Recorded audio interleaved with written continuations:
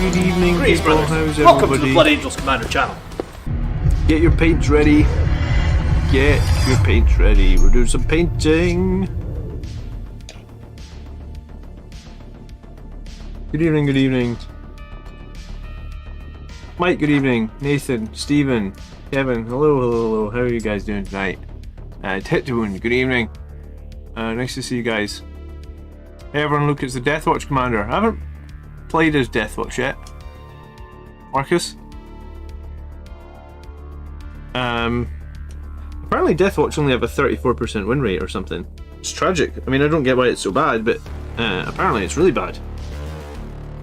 Maybe Deathwatch players haven't yet figured out how to play. They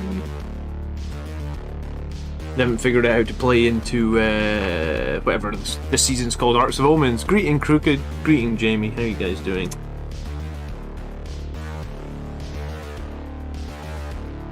Brain, what's happening? Good evening.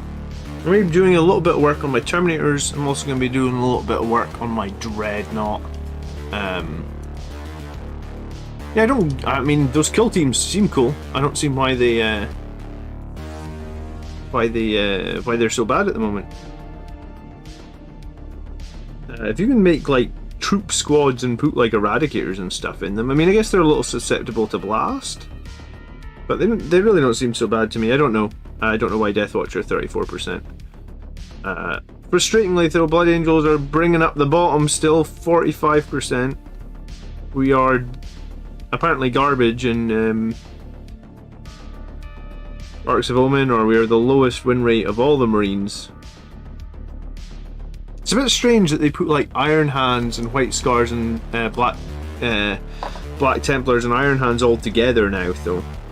Because I think that those factions at the moment are so drastically different that like Iron Hands are going to be pulling up the win rate for all the others. So if they're only like, I think last week Iron Hands were in like 50 something %. So Iron Hands pulling up the win rate for Imperial like Fists and all that. So arguably I guess Imperial Fists are probably lower than the 47%. I guess Salamanders are probably lower. White Scars, I actually don't know how bad White Scars are right now because, but they are still an 8th edition codex, so I imagine not great. And Ultramarines as well, so the MetaWatch article answers as many questions as it also gives us, right? Because we're not getting a full breakdown, then we actually don't know. Because I mean, I've played Iron Hands like 4 times in the last month, and their shooting is obnoxious. Like, they just kill anything they see, they kill it. Like, and that's like every turn. Like, it's so obnoxious, their shooting. So I can't imagine their win rate's like 48%. They feel to me like they shoot more powerfully than Tau. I didn't actually look at what % Tau were on the win rate. Does anyone remember?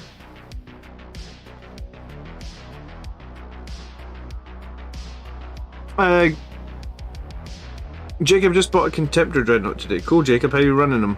What you the Horus Heresy one, or like Forge World one? I actually don't. I haven't bought a Contemptor Dreadnought in a while. What are your options if you're buying a Contemptor these days?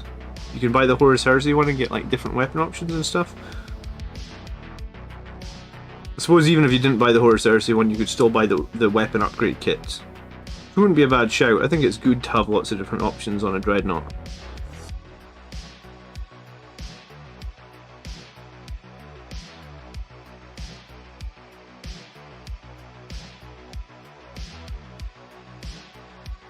Yeah, I'm just going to be doing hobbying for like 2 hours. I'm glad that I didn't win last night with Black Templars, to be honest, because I don't really want to field Black Templars, I think, at the GT that I'm going to, but if it felt like they were significantly stronger than Blood Angels, I might have considered it. So I think I'm probably going to go to the GT with the double Baal Predator and Rebuti Gilliman list, because I've been having a lot of fun with it, and I think in this season the main thing to do is to try and have fun, because this is a strange season, right guys? It's a season where... So I just need to grab one of my actual painted Terminators out because I want to match them. It's a season where I think if you don't try and have fun with it, you might get frustrated.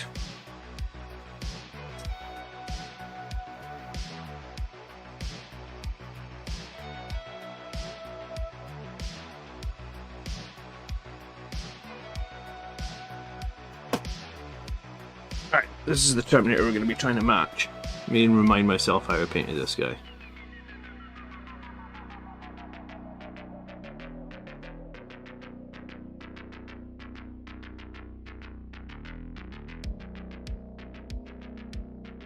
Okay.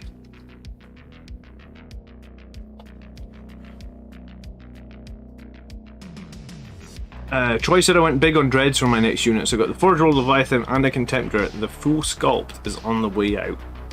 Cool. I own a lot of dreadnoughts. I think dreadnoughts usually tend to be the best option to back up Blood Angels. I mean, in the way the armor has been this edition, which is like, I guess armor's generally been poor for Blood Angels in terms of like tanks and stuff. Dreadnoughts have definitely been the thing that I've fallen back to a lot. I think I've run everything but Leviathans at tournaments. So I've run like Contemptors and I've run Redemptors, but I didn't run any Leviathans at an event.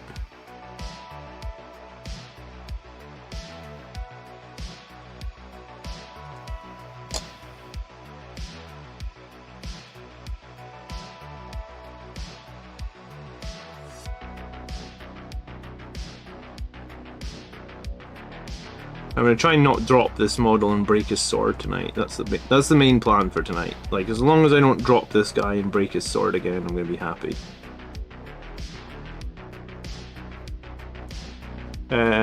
Kevin says I'm running 3 Baals and 3 Arbigers this weekend. No one told me it's illegal. Yeah, I mean 3 Armigers is fine. What type of Armigers are you running? The Warglaves or the...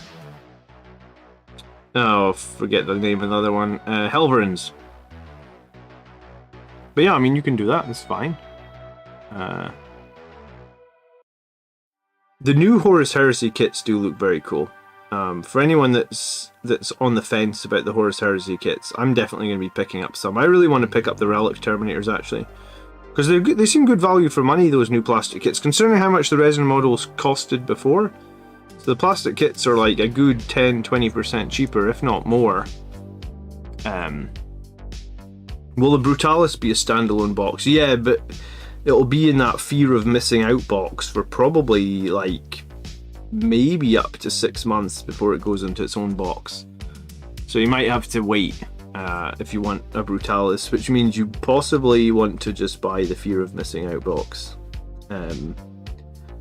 Personally, I'm not a big fan of how they do that, where they release like new marine stuff in a box with stuff that you already have, you know, because like I already got Primaris Lieutenants, so I definitely don't need any new Primaris Lieutenants. I already have, is it Heavy Intercessors I think they're going to be in that box? Which I have as well, so...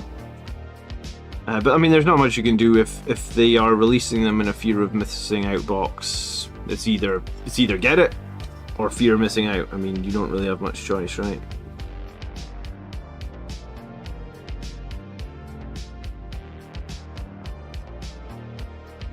It will be exclusive to the new box for probably anywhere up to 6 months. It's really because like some stuff is still exclusive to big boxes now, like I think suppressors maybe. They might be the only unit that is exclusive to big box. But I mean, I genuinely hate them. I generally hate it when they make that stuff exclusive to a box for a period of time like that. It's very frustrating because it stops you building the list you want to build, right? Like, maybe you just want to build a list with 3 Brutalises. Well, guess what? You can't, because, well, unless you're going to spend 500 bucks and then try and sell or trade all the stuff in those Fear of Missing Out boxes. And that's risky. I mean, I never have 500 bucks just lying around where I could go, like, I'm going to buy 3 of those big boxes. Some people do. I think when the Votann came out, I know some people that bought 3 boxes of Votann stuff. Which is funny because I don't know if Votann are all that great. I mean, they're okay. John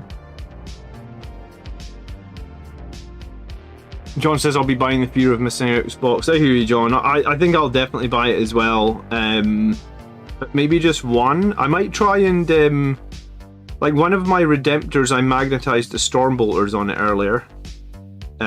Like, no, I don't mean earlier tonight. I mean when I made it like 6 months ago.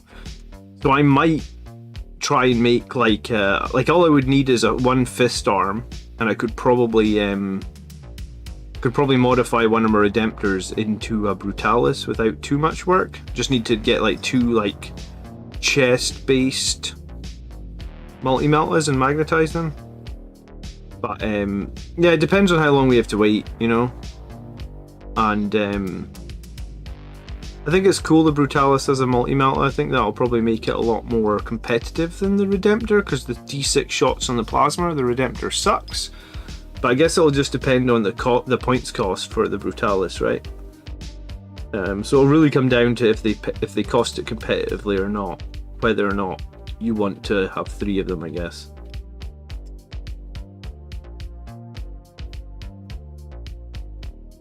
I don't think they put a date on that box though yet, so I imagine probably a month away at least, maybe, but who knows. They usually announce stuff is up for pre-order. I mean, I'm trying to think that, because we saw the new Imperial Guard and then we kind of have to wait almost a month for it to be up for pre-order, so I'm guessing maybe a month. Good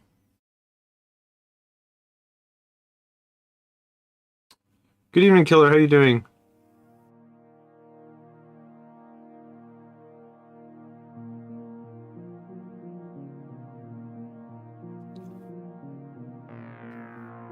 I need to grab one of my other Terminators and see how I beat the lightning glove. This is why sometimes I recommend if you're going to paint stuff and then you're not going to go back to it for a while, you should take a note in like a journal of how you painted it. So you know how to copy it. I know all the colors that I use like off the top of my head, so I don't need to write it all down, but I guess I need to look at the old models to match them up. Right, I did paint one of those shoulder pads this color. I just wanted to check that I did. Alright, I painted it. This is Celestia Grey. It's the color I usually use on lots of little wings and stuff. Especially like Sangori Guard wings.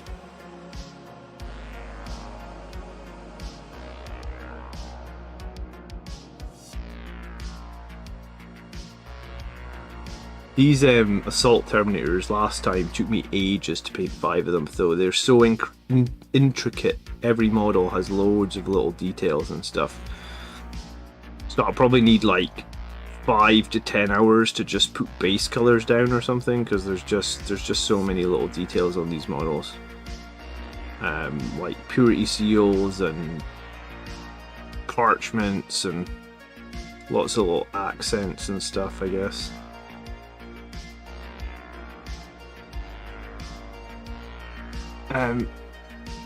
Yeah, there's no date on the box. Yeah, I mean, they usually announce pre-orders like the week before, so it'll be announced at a weekend. And I mean, the second it's announced, if I don't make a video on it, I'll post about it on the community tab. I was waiting till we actually got the official stats for the Brutalis to do a video on it, because I know there's a few videos out at the moment, but it seems pointless to make a video with like leaked stats in case the stats change or something like that. So I'd rather just wait until the actual stats are released, and then I'll make a video giving you my opinion on it once we actually know all the ins and outs of its rules, I guess. And then I haven't wasted my time making a video. Good evening, David. Thank you so much for being a member for 6 months. A company veteran, no less. 6 months company veteran, David. Thank you for that. I really do appreciate it. Good evening, David. Some people do their wings black and red. Yeah, I've seen some people do wings black and red. They generally look pretty dope black and red. I mean, it just depends on what you fancy doing it. Really, I suppose, at the time of you painting them, right?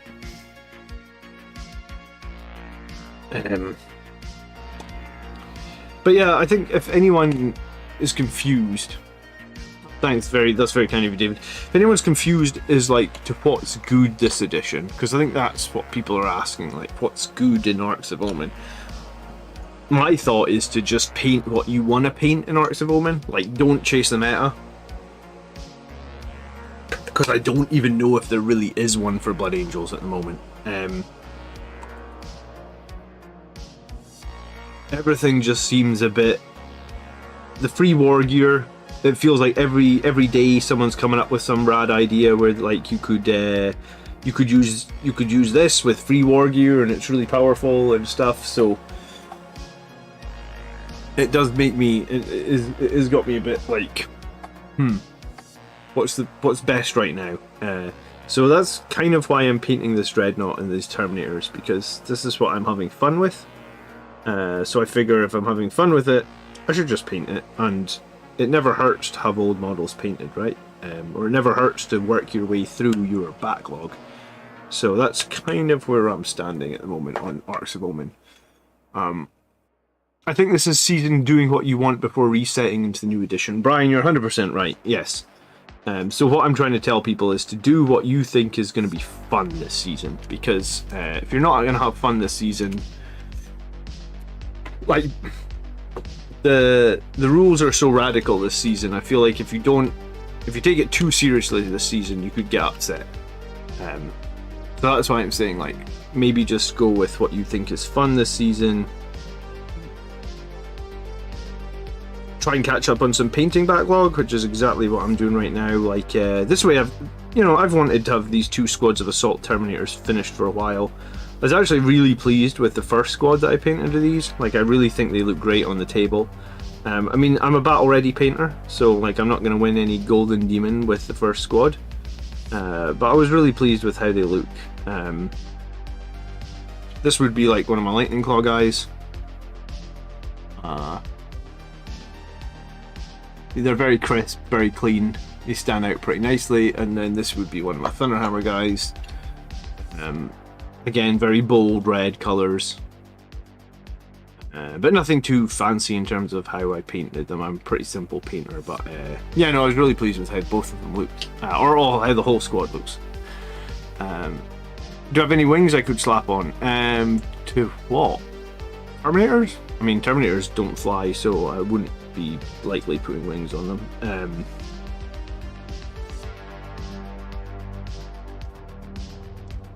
How could you spice up your Blade Guard veteran shields? One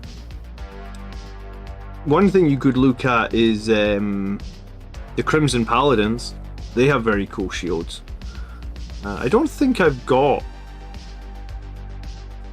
a Crimson Paladin shield on this squad, surprisingly, but I think I may actually get a third squad. Like, there's a rumor that we're going to get new Terminators, like a new kit.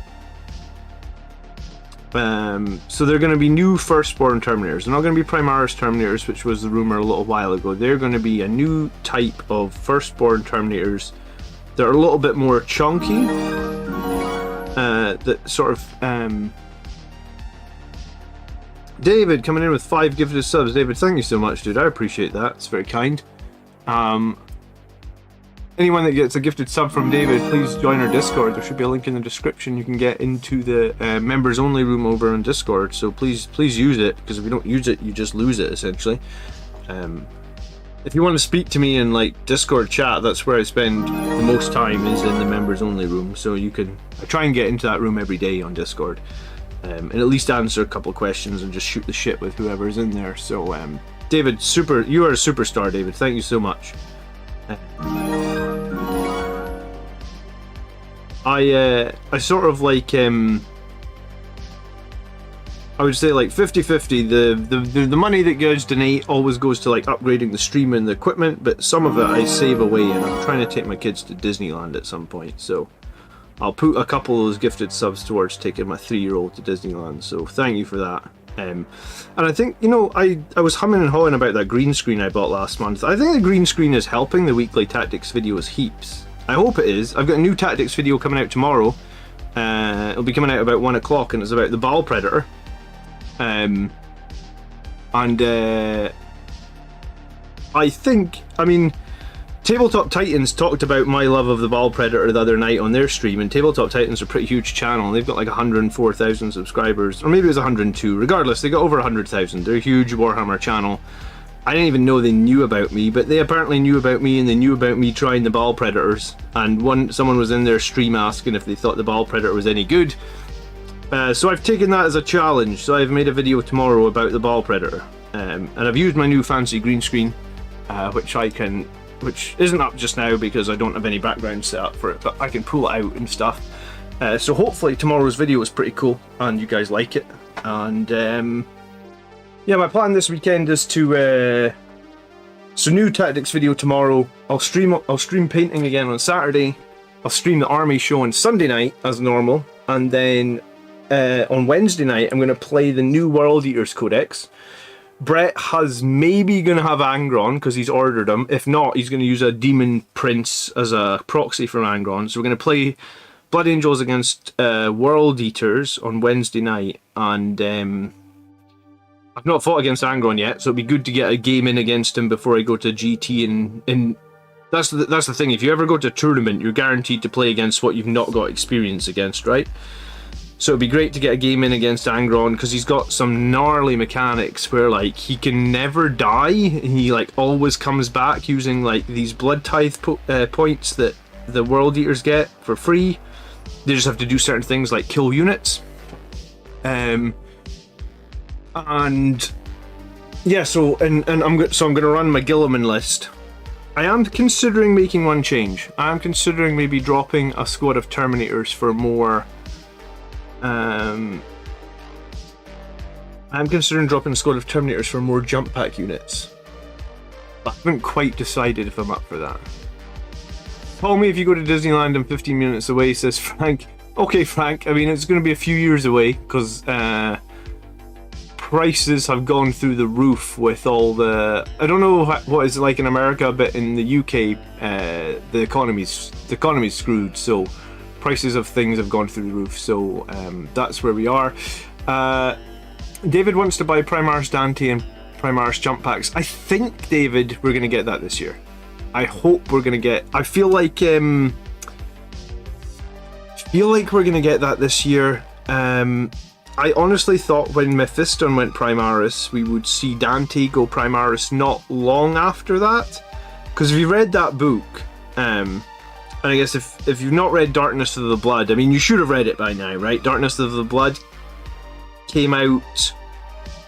I feel like it came out probably just before the Mephiston model got released, or it came out as the Mephiston model got released. So it came out like the end of 2020. So if you've not read it by now, I guess, small spoiler, Dante was going to go through the Rubicon and become Primaris in that book. But Mephiston was like... Mephiston, in a sense, had like... he'd bitten off too much more than he could chew in the warp. And like, if they didn't put him through the Primaris, he was going to die, basically. So they put Mephiston through the Primaris first.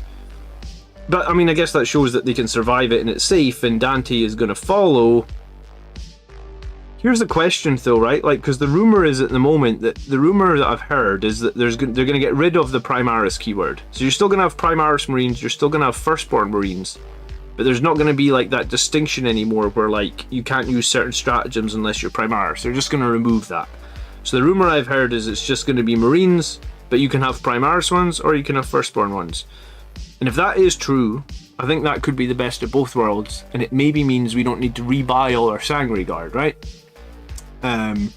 It means we could just run the Sangre Guard as is now, but maybe we could use like transhuman on the Sangre Guard, which would be really cool, right? Because one of the things that makes the Sangre Guard weak, I suppose, or the lack of like any sort of defensive strat you can run on them. So this way you would be able to keep your firstborn models that are useful and cool, maybe even like, you know, again, firstborn Death Company with jump packs, because lots of people have those.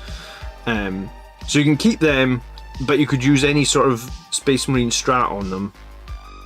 And that, when I heard that, that was the thing that maybe got me most excited. I was like, you know what, this sounds cool, because, and also, I mean, from a business point of, yeah, I've been watching Valrak. Yeah, he talked about it. I do actually like Valrak, in terms of like, he has all the rumor content all the time, and if you watch Valrak for any period of time, as in like if you watch him over a period of like 2 or 3 weeks or 2 or 3 months, John, whoever's feeding him the rumor content, or like, his rumors aren't bullshit, right? Like, if you go back and look at some of the stuff he said, like, you know, he said we were going to get that melee dreadnought, like, I don't know, 3 months before they showed the melee dreadnought. He said that they were going to get those rocket troops, again, like 3 months. And, I mean, he doesn't just cover the Marine stuff, but whoever's feeding them the stuff is feeding them all the right stuff. So it's like, if he says, I mean, he knew that we were going to get Primaris Azrael before we got Primaris Azrael, so I mean, I think he said in as many words, we're probably going to get Primaris Dante. It's just a case of when rather than if, right? But I mean, you do have to take all that rumor content with a pinch of salt. Just seems like whoever's been feeding Valrak the rumors over the last little while has been feeding him very, very accurate data.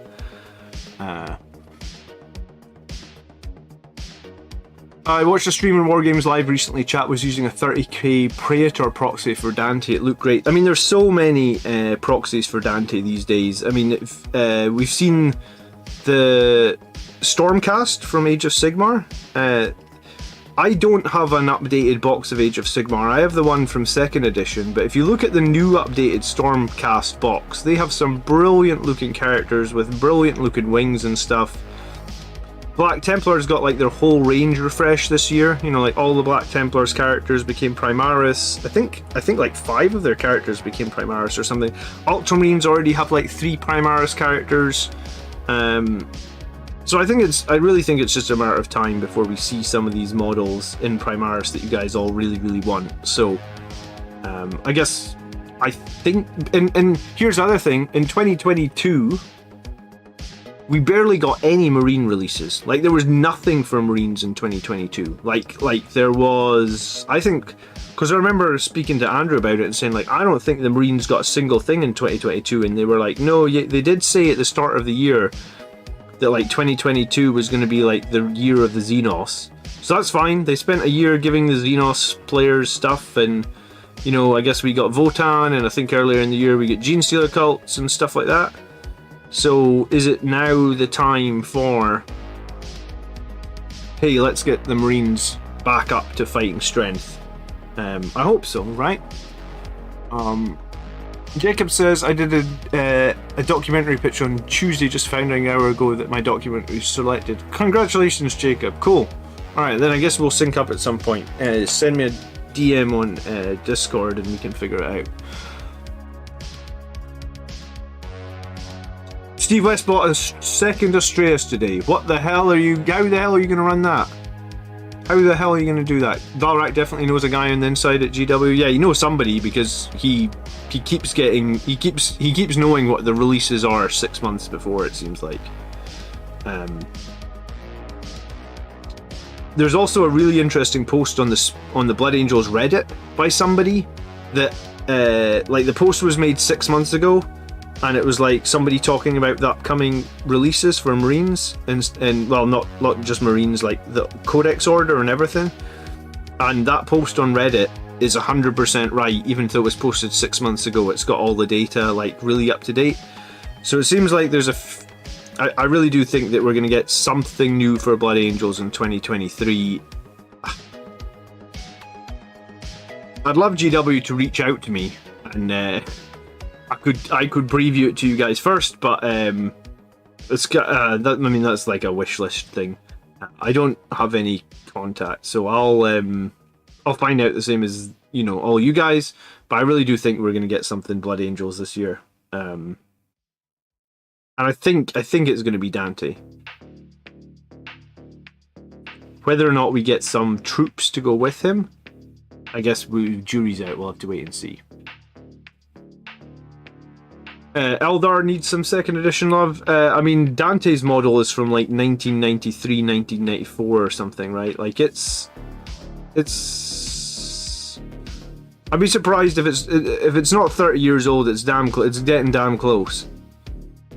That's a good inning. That's a really good innings, as they say.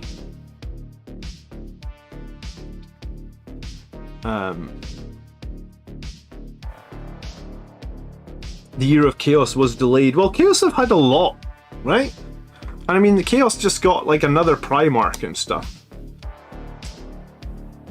I have warp spiders made out of lead that are the current models. I don't know if I have many models that are still made out of lead. I definitely have some Rogue Trader Terminators. I'll paint them on stream at some point, and they are 100% lead. I hate painting the old metal models though, because the paint it sort of never adheres to them very well, and it's far too easy for it to chip. And I mean, I do think the old metal ones are cool, like they have a bit more of a tactile feel on them, but they're kind of a nightmare at the same time, aren't they?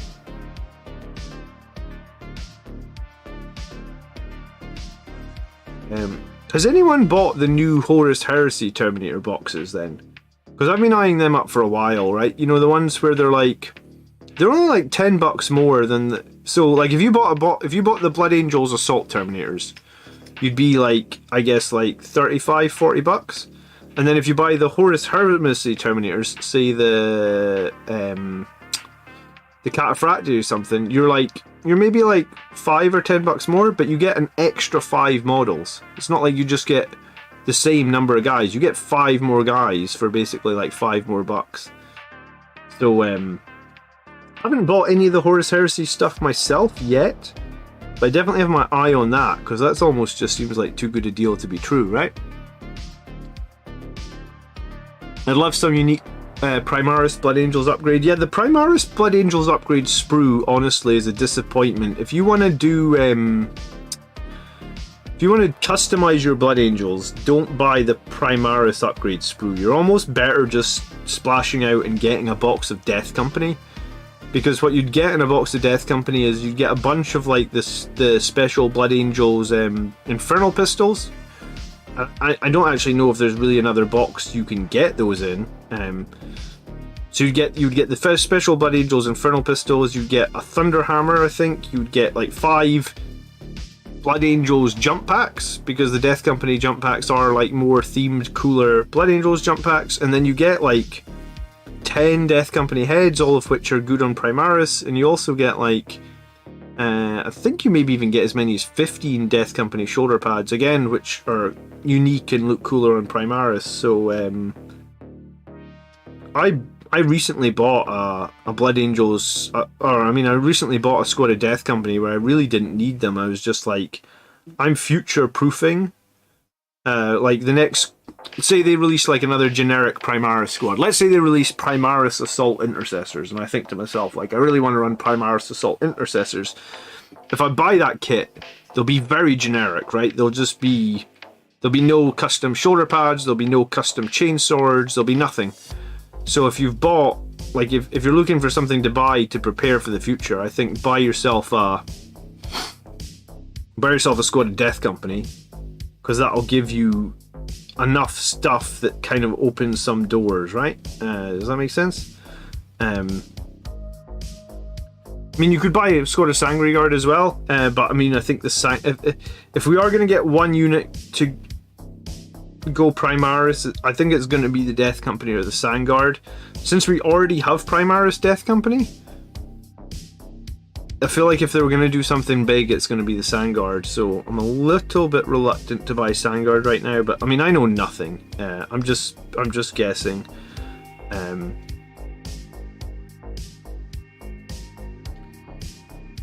They're in the middle of that Arks of Omen book series, and I noticed that one of the turrets that they showed on the website maybe like a month ago now, maybe a month and a half ago, was like a Blood Angels turret, or whatever it's turret, whatever it's called.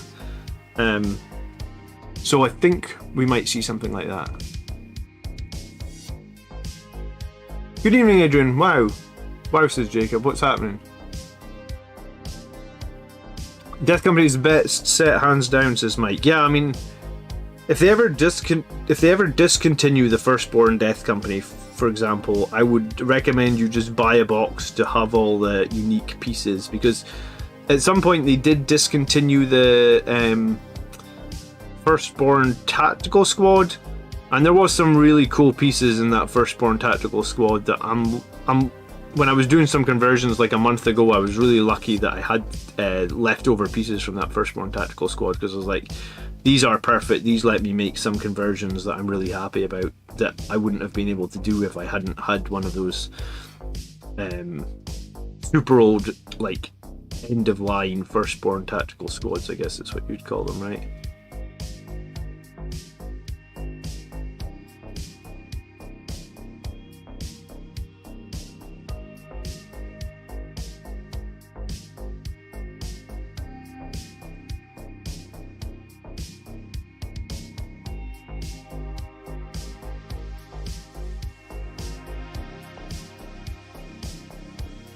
Evening Night of Baal. It's a tarot, Silent Tea. I think so. I mean, I'm not. They looked like witches cards or something, right? I don't really understand what exactly it is. If you want to enlighten me, I'm more than willing to listen.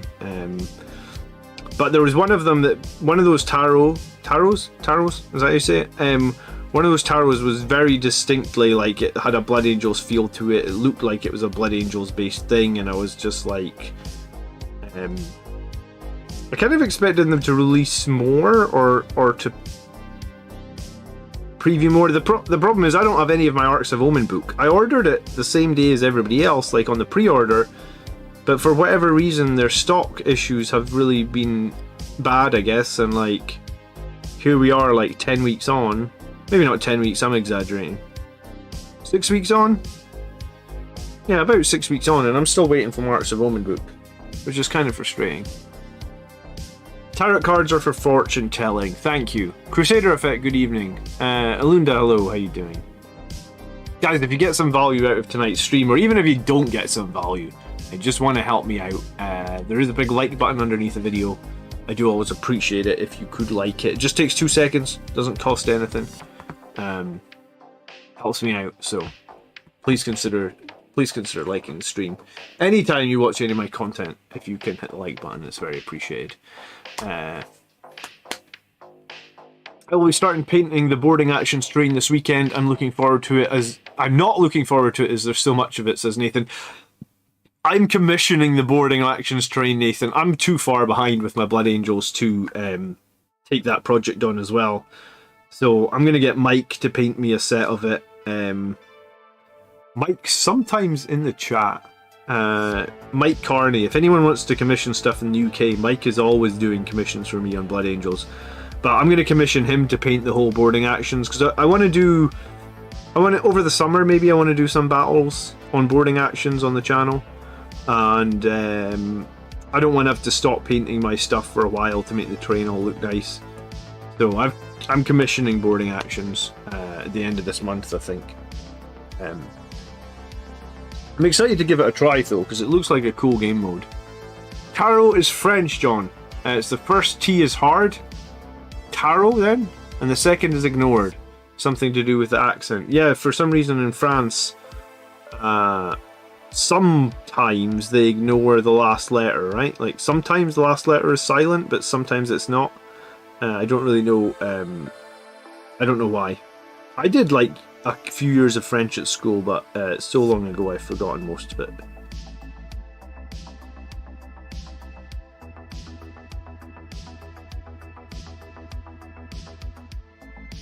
I was never very good at French. The new local store I found has the last pre-orders in already, like Soul Shackle and all that. Yeah, I mean, I don't know. I heard that the stock issues were worse in the UK than they have been abroad, which is strange because GW headquarters are here in the UK. But I mean, that's just what I've heard, right?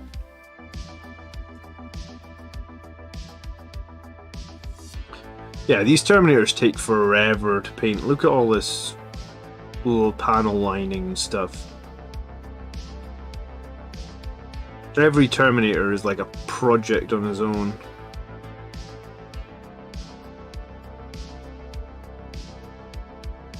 My buddy usually lots the floor with me in 2,000 points games. I went 3-0 with him in boarding actions last week, and he's not looking forward to play it again. What was the gist of your list for boarding actions? Like, I was thinking like some Terminators and maybe some Blade Guards, and then maybe like a Death Company captain, and then like some troops.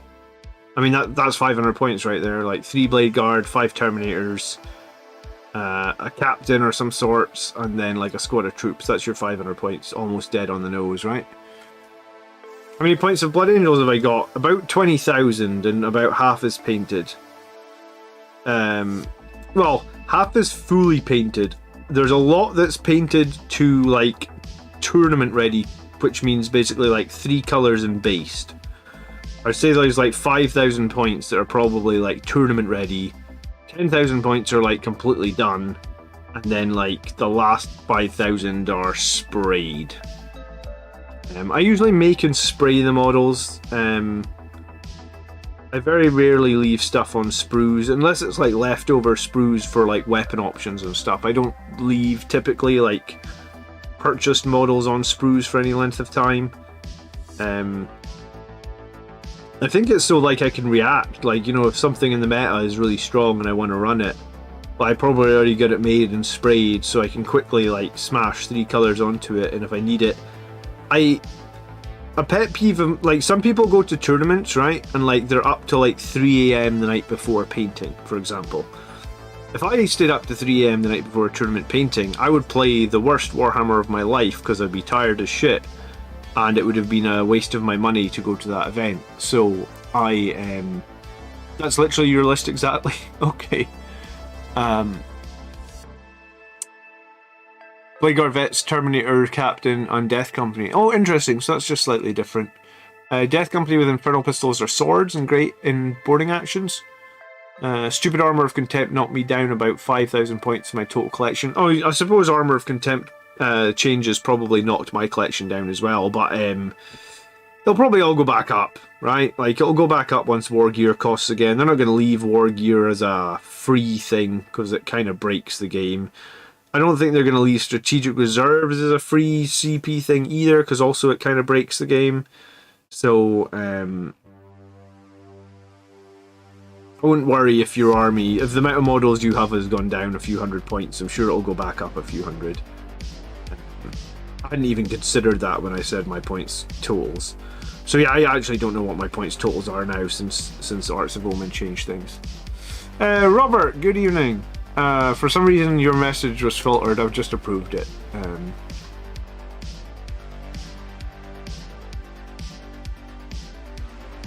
Why use chain and bolt when you can have power sword and infernal pistol for free is a very good question.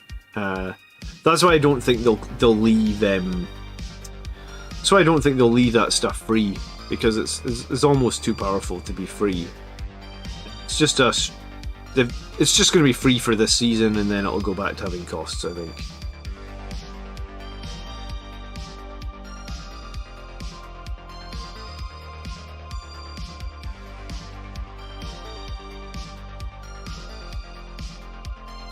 I'm actually kind of surprised they went with just free, like, because it was like they hadn't fully thought it through either, right? Because it was like, everything's free, wait for it, except Plasma Inceptors, after you've all just run out and bought them. So it was like a half. I think this season is half baked, honestly. That's a nice way of putting it. I think. What I'm desperate for is a season where Blood Angels, and get this is pretty radical, have a 50% win rate. Because this entire edition, our win rate has basically been less than 50%. So I would love one season. I'm not asking for much.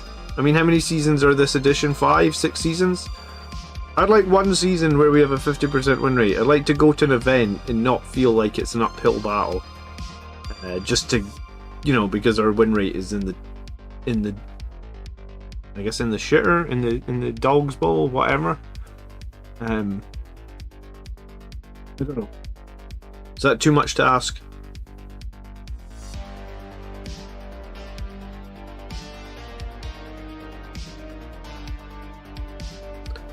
Maybe next edition.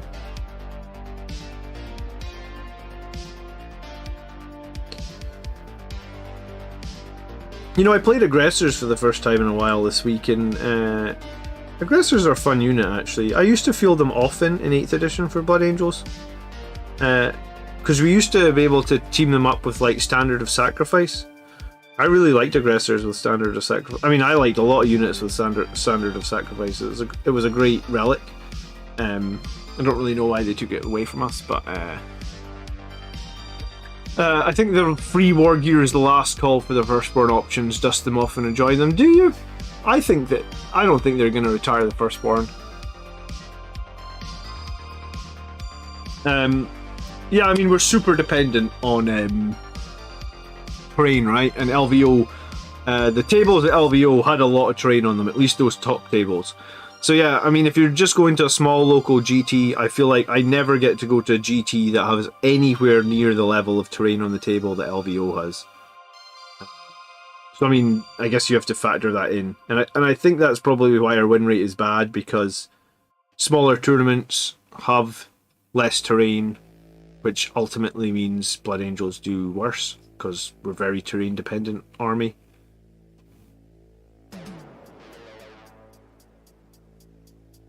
We're with the removal of Armor of Contempt and how quickly we die, or how quickly Space Marines die in general, I think we're probably we might be the most terrain dependent army in the game, right?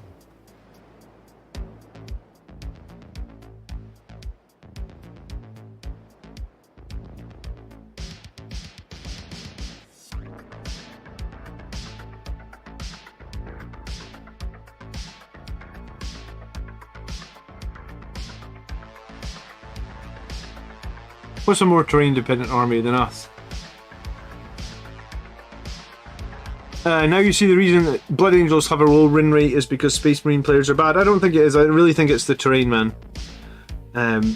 Because, like, I saw a tournament the other day that Sam won.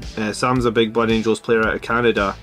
And, like, on his table, I think he had, like, 14 pieces of terrain, 10 were obscuring, 2 were, like, cover, and then there was like 2 obstacles.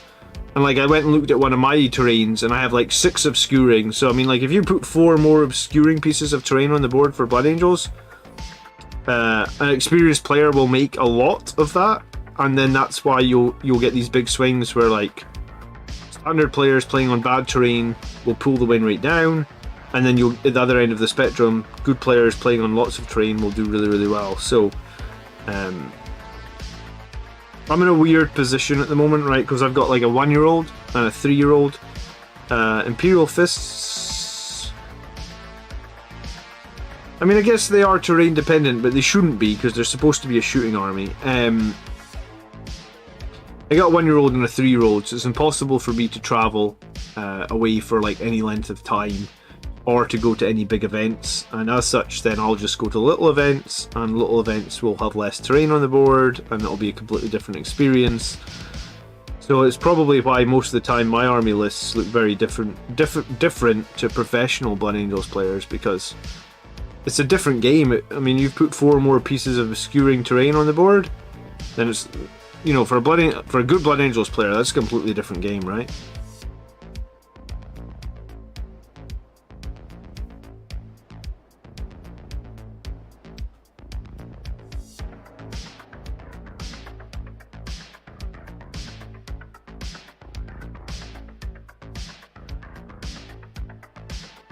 The more terrain, the better the game. Yeah, but you have to balance that against. You have to balance that against, like, I guess, like, you know, your for example, your friend plays a shooting army, and they got to be able to shoot something. You can't have your whole army hidden behind terrain, right? Or your friend's never going to play you again. They're like, I couldn't shoot anything. What's the point in playing? Good evening, Roy. Hello. How you doing? You were just making a joke about what GW said. Yeah, I mean, I thought that was a little bit condescending of them to say, like, Space Marine players are just bad players. Because I was like, hey, I play Blood Angels exclusively. And I feel like I'm probably one of the... If you've ever watched any of my battle reports, I never say die, right? Like, I did that at the tournament that I just won in January. Like, I won a game with 3 models left on the table, and the other guy had like 1,500 points left on the table. He had 50 models on the table, and I had 3, and I won the game. So it was like, I'm not a bad player. I'm just trying my best with the tools that we have, and guess what? The tools we have right now are not the strongest, right? Good evening, Andrew. How you doing? Yeah, I made the video on Monday night. It was the game against Tau. If you haven't seen it, it's live on the channel. I had 2 infiltrators and my Sanguinary Priest left. That was it. That was my whole army. That's all I had on the table. So that's like 160 points. He had like his entire blob of crisis suits with all the shield drones. I don't think I killed a single drone out of the crisis suits. Maybe I killed 1 or something. He had like 3 broadside battle suits. Again, I didn't kill any of them. Maybe I killed a drone or 2, but I don't really remember. What else was there? There was a Riptide. He had a Riptide that had barely lost any wounds. So I mean, just those 3 units, that's like 1,000 points. And then he had like characters and other shit all over the place. It was an ugly game, trust me. It was pretty ugly. It was pretty darn ugly. But I mean, I fight for every... At a tournament like that, you fight for every point, right? And I think I scored 85, and it was like a 20 point. It was almost a 20-point win, actually. But yeah, I mean, it proved, that game proved to me. I was like, oh my god, Jump Marines without storm shields are just super vulnerable right now. They just die like constantly. I mean, Tau are a good shooting army, but they're not the worst. I think I've played Tau a few times recently, and I think Votan and probably, well, I think Iron Hands are the strongest shooting army right now, because their shooting is pure obnoxious. It's just so darn strong, it's ridiculous. But I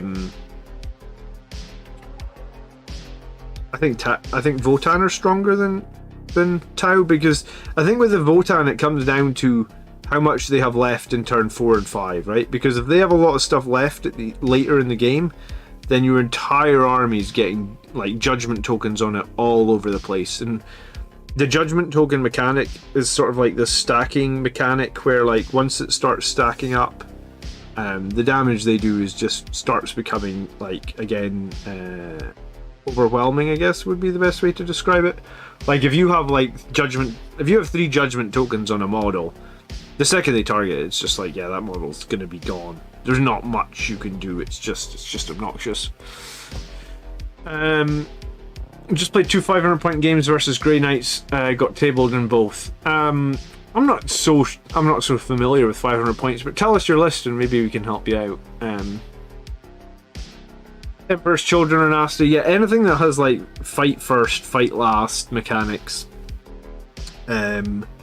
is generally very, very difficult for Blood Angels to deal with. It kind of makes, like, Blood Angels are supposed to be like this crazy, fast-moving, we're raging into combat, close combat chapter. I really think that we should have a better way to get like some more fight first or fight last mechanics. I also think our Death Company Feel No Pain is terrible and it should be buffed, but I guess I have a lot of opinions on Warhammer. There was a moment on Tabletop Tactics stream this week where the guy used what's the name of it? Refusal to Die on the Death Company, and he paid the CP for it, and it saved 0 models. And I've been saying for ages, like, Refusal to Die is such a terrible stratagem. Never use it. It never saves anybody. So to see another streamer play it on stream and use it, and then it didn't save anybody, was just me going like, yeah, what I've been saying about that is right. It's just a terrible stratagem. It would need to be like +2 to their it would need to be like +2 to their fury to be a good strat, I think. Hello, Jim. Good evening.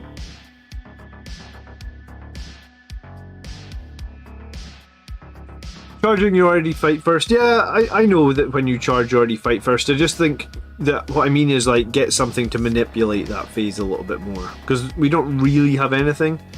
You could take a Warlord trait on Mephiston, but I generally don't advise taking it. And then, I mean, beyond that, the only real way is the Judiciar or the Whirlwind, both of which are kind of expensive, and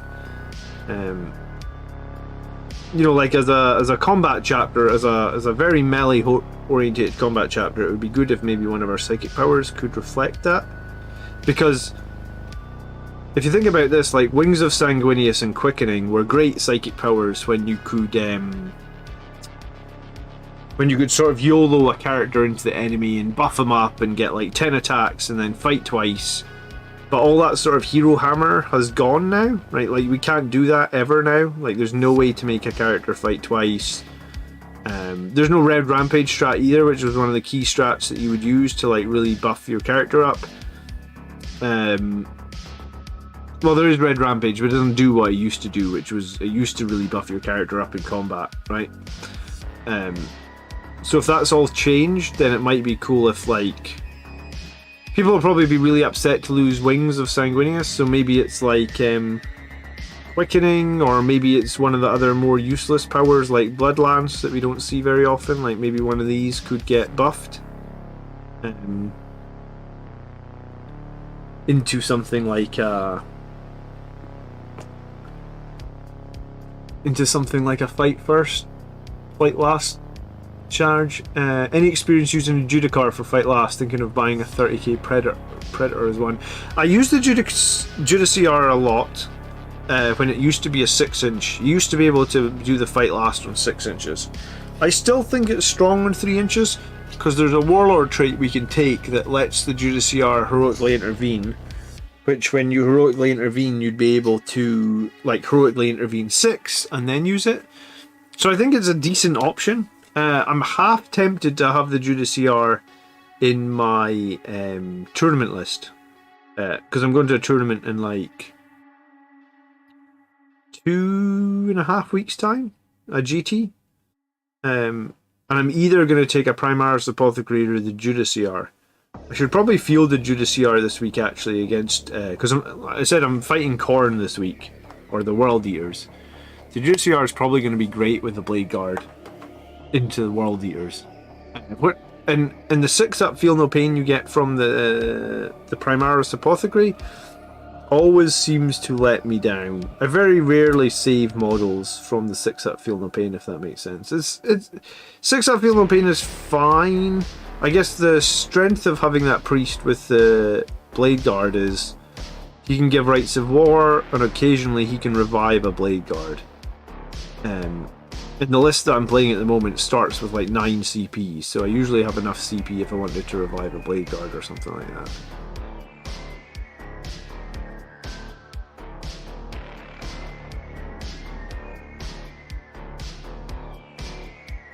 Our strats did get hit pretty hard between 8th and 9th, didn't they? They took some of the best ones. The one I really liked was the 3d6 charge from Deep Strike. So you would land in Deep Strike and then you just pay like, I think it was 1 CP to charge on 3d6, and it wasn't like, some people had like, you know, for roll 3d6 and discard one. It wasn't that, it was just roll 3d6. So if you had 2 CP when you made a charge, you could basically like charge on 3d6 with a reroll, and like, I feel like I don't know if I ever failed a 9-inch charge on 3d6 with +1. So you need an 8 from 3 dice. And you can re-roll it. So that's like a 2, a 2, and a 3. That's like a 2, a 3, and a 3. That's like an actually really terrible roll, and you still pass the charge. I really liked that strat. It was one of my favourites. I kind of hope that they give us it back, but I don't know. I've been eyeing Sternguard as well today. Wolfden, what was your message? I just missed it. You're right, Jim. They did take they took Wings of Fire from us and gave it to like 4 other armies for the same turn. Yeah, I don't know what that was about. But you used to be able to do Wings of Fire and then the 3d6 charge as well, which was kind of huge. I mean, I wondered when they took it away from us. Like, they took it away from us at the beginning of the edition. I was thinking to myself, like, they maybe took it away from us to like try and balance things. But like, you know, they don't want people always making charges. But then you've got Sisters of Battle with their miracle dice, and you've got Eldar with those like warp dice, whatever they're called, Strands of Fate dice. So there's no consistency there. If they took it away from us because they didn't want people making 9-inch charges, well, you just gave guaranteed 9-inch charges to Sisters of Battle and Eldar, or Eldari as they're called now, I suppose. So it's almost like they couldn't, you know, they were thinking about doing a better balance pass when our book came out, but then they changed their mind and just went, oh fuck it, never mind, we just won't do that. So I think that was the frustrating part for me anyway.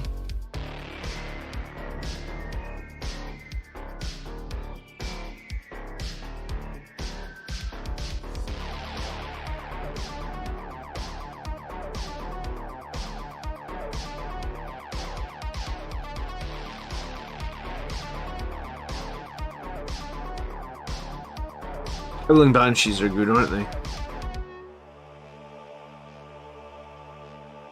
If I see Howling Banshees on the board, sometimes they're honestly like up there as like, hey, maybe I'll just Forlorn Fury those Howling Banshees, right?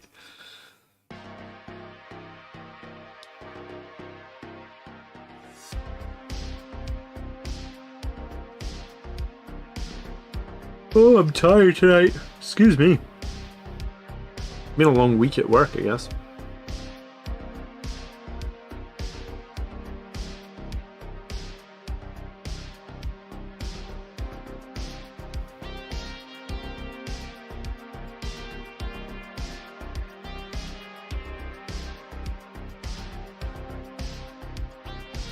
But yeah, I think my current tournament list is running like 15 or 16 Thunderhammers, and then we've got Gilliman in there as well, who's kind of got the Thunderhammer to, I was going to say, to show all of the Thunderhammers how you do it, in that like you can either be like 4 damage or you can be 3 damage with 6s doing D3 mortals. I've never actually rolled any 6s yet for him, so if I take him to a tournament, then maybe I'll be able to roll some 6s, and I think it'd be pretty strong. Like if you just luck out and roll like 2 or 3 6s on the wound roll with Gilliman, you can do like 9 mortal wounds or something. That's crazy. I guess when they're updating stuff, there's not always like a... There must... Yeah, I don't know how their agenda goes for updating stuff, but sometimes things get updated, sometimes things get left. I mean, I guess that's just the nature of the beast. 40k is quite a big game, there are quite a lot of rules. I suppose it probably just comes down to, like, if they don't feel like they have anything to add or anything to improve for a unit, then they maybe just leave it.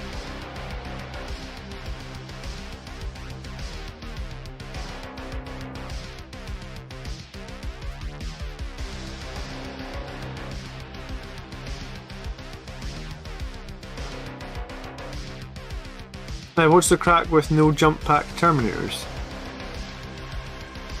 In terms of like, why am I painting Terminators, or I'm missing? What's your question, Roy?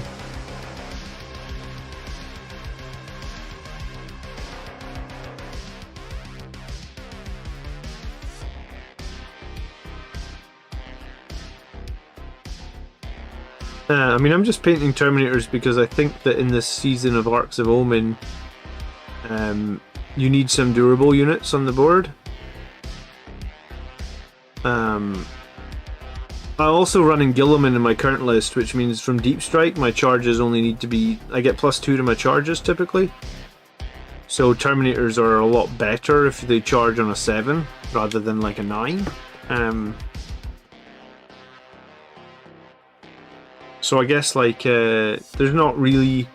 I mean, these are cool kits as well, don't get me wrong. I like the Firstborn Terminator kits, but I especially like these Blood Angels ones with all the little like Blood Angels accents. So I painted a squad of these guys last year, Just 5, and it's criminal how many unfinished Terminators I have. I probably have 50 Terminators, and I think only those 5 are like completely finished, because I always end up just painting like Blood Angels with jump packs. So I figure right now in this Arks of Omen season, when everything is a bit up in the air, I was actually kind of thinking I might paint Death Company tonight. So I guess maybe I will paint some Death Company on Saturday night. I'm still working on my 3rd squad of Death Company, because I added more hammers this year, or last year as well, because I think the right way to play the Death Company now is like the 4 Thunder Hammers, the jump packs. I think they're a really good trading unit. So yeah, I thought to myself, I might paint Death Company tonight, but I guess I'm painting these guys tonight, and maybe we'll paint Death Company on Saturday night.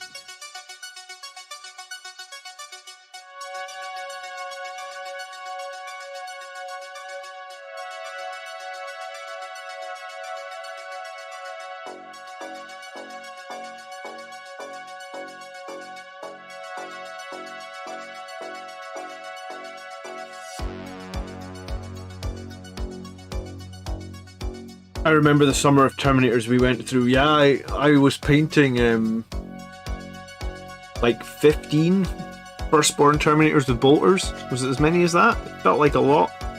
Hey Terrence, how you doing? And then I was painting another squad of assault Terminators. But I mean, I've had these Terminators for like, most of these Terminators, the plastic ones are probably 10 years old. The metal ones, because there's some metal ones mixed in, are 20 years old. There's definitely some. I've got some 30-year-old Terminators. I think I've got them right here.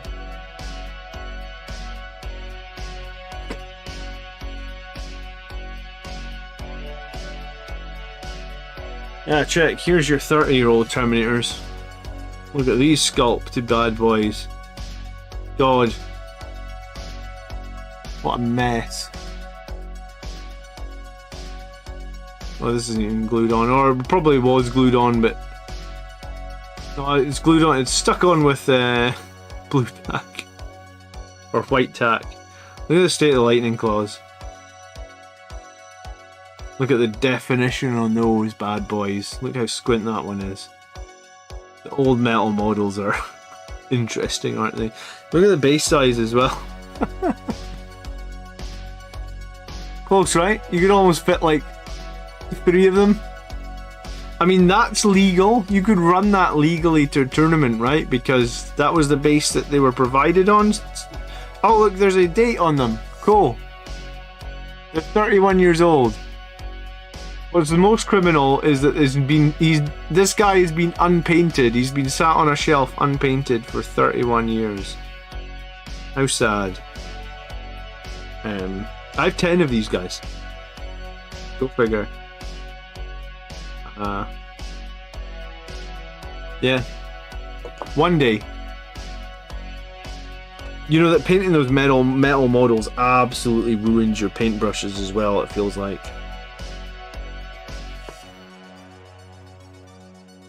Oh, me. One day.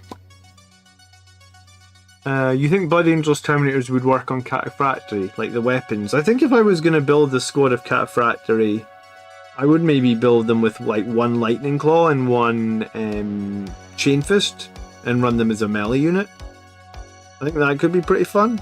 I mean, I guess you could run them with like a Stormbolter and a mix of Lightning Claw and Chain Fist as well. That's good. Flowbrain has 2 of these sitting here. Jacob says these models are as old as me. I mean, they're older, Jacob. They're literally old enough to be your dad.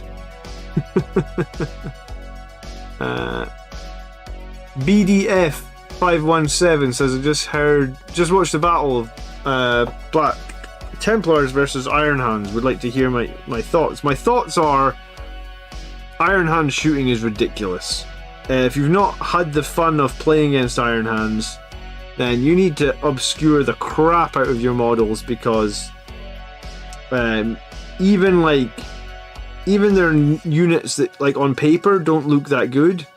Like he killed a repulsor in 1 turn from full health with a Volcon Contemptor. Like, I mean, it's just obnoxious how good Iron Hand's shooting is. Absolutely obnoxious. So, like, when I beat Iron Hands, like, 2 weekends ago, and I beat the same list that I got beaten by last night. When I beat them, the way that I beat them was I obscured, like, my whole army, right? Like, I'm a Blood Angels player, most of my guys have jump packs. I can obscure everything, and then I can focus on scoring.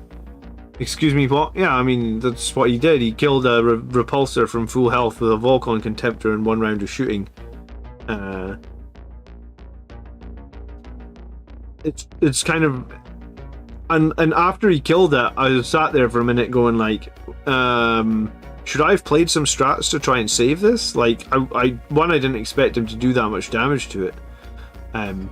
But once we actually talked about it afterwards, I was like, alright, yeah, okay, so you do genuinely just do that much damage, and yes, you would have killed me, and I suppose I could have...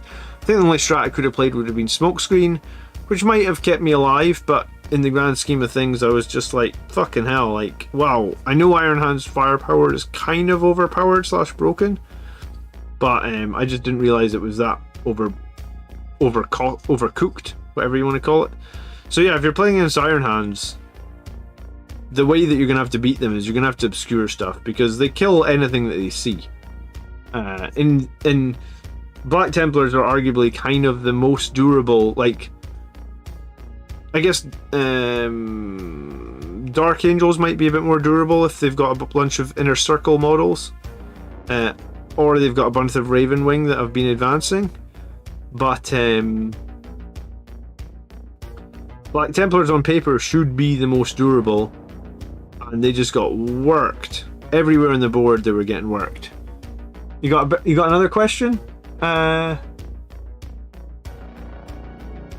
The Dread character cost him 3 CP? Yes, but the problem with that Dread character is that you can't target him. So he's just going to sit there 45 inches away from your army, raining death. And if that's how much damage he can do, yes, he's spent a lot on him. But you can't target him because he's a character. And, I mean, if you can do that much... If you can kill a repulsor every turn, and that's just one 170 point model... I mean, he could have put a fucking Cyclone Missile. Like, if I was him, I'd have probably honestly put the Cyclone Missile launcher on that Redemptor as well, because there's like, the more guns you have on that, the Contemptor, the better, right? It was just so obnoxious. I think if Blood Angels, like, I was thinking about it at the time, I was like, I think if Blood Angels had, let's say, 2 of those Dreadnoughts, I still don't think they kill the Repulsor. Like, so that's double the number of shots. I expect that we don't kill the Impulsor in 1 turn with Blood Angels. So it's just like, you're just saying that, like, yes, he has to spend some CP in it, but he's made it like 200% more effective or something like that. It's brutal. Absolutely brutal. I miss the Chaplain Dreadnought. I don't, because Iron Hands did that same shit with the Chaplain Dreadnought, where they have an untargetable Chaplain Dreadnought with a las cannon on it. Just, well, it was a double las cannon, wasn't it? So they just had a double untargetable double las cannon Dreadnought sitting, I don't know, I mean, las cannons used to have longer range. I can't remember what the range was when they had it, but they just have the untargetable Chaplain Dreadnought with a twin las cannon just peppering you from the other side of the board again, and you can't do anything about it. I mean, yeah, you could kit bash them, but I guess they're legends now, so why would you bother?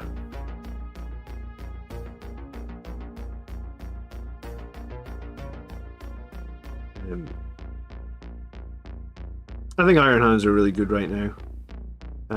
I don't know how many to expect at the event that I'm going to. I kind of expect there'd be at least 1. And then I guess if it's just 1, it just comes down to, like, how experienced is that player, what's the terrain. What about popping up a Terrax? Terrax would be good. Terrax would be really good with Guilliman if you can make the charge a 7. He would wreck some Iron Hands vehicles, wouldn't he? In general, I like the Terrax. I think it's a cool model. I think it does probably depend on if you can make that charge or not. So I think if you've got a way to boost its charge, then that's probably really powerful. Good is an understatement of their OP. Yeah, I mean, are they flat out OP? I mean, I think if you have an army that needs to shoot at Iron Hands, yes, I think you probably lose the game. I don't think there's a stronger shooting army at the moment. I think it's Iron Hands, honestly.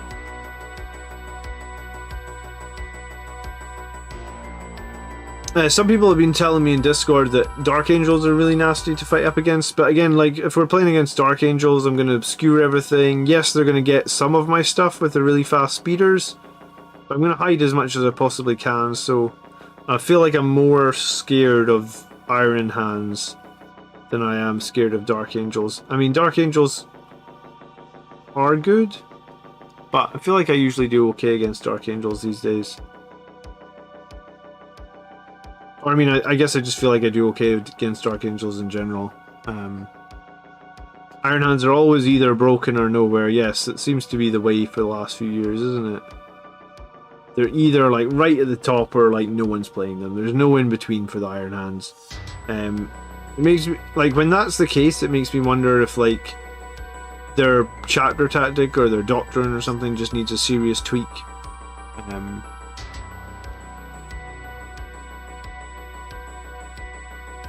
Yeah, I mean, I guess if you can make it the closest, you can shoot it, but do remember it's a Contemptor, so it's got a 5 up invulnerable save, it's got -1 damage. So what you shoot, if you shoot it with 5 meltaguns from the Terrax, you hit on 3 up, so you make like what, 3.5 hits, something like that. Meltaguns are T8, it's strength 8, that's T7, so you wound on 3s. So you're only really probably on average going to wound it twice. They're going to save on a 5 up, so like if they make 1 save, then you're just doing d6 damage to it. So even if you pop your Terrax up real close to it, and you roll averages and they roll averages, you're only doing like... excuse me. You're only doing d6 damage, and obviously d6 damage swings, but on average it would be 3, and then it would be -1. So realistically, a Terrax, all the melt on it, if it pops up, even if it's the closest target, it's doing 2 damage to the Iron Hands. And then if you only do something like 2 damage, bear in mind Iron Hands will probably have a Tech Marine hiding behind the wall to come and repair it because they've invested in it. And if they don't have the Tech Marine behind the wall, they also do get to use their Feel No Pain, like their army-wide Feel No Pain on Iron Hands. So if you do 2 damage, you can almost guarantee that he's going to roll 1/6 on his Feel No Pains. So your Terrax is going to come in and do 1 damage in the shooting phase. Yeah, then you're charging, and if you do make your charge, you'll probably do some good damage. But charges are unreliable from Deep Strike, unless you've got something in there to help with its reliability, I guess, right? And then you charge it with the drills. Yeah, I mean, just beware that 9-inch charges suck for reliability, is all I'm saying. The amount of times I've failed a 9-inch charge when I really needed to make it happens more than I care to admit, probably.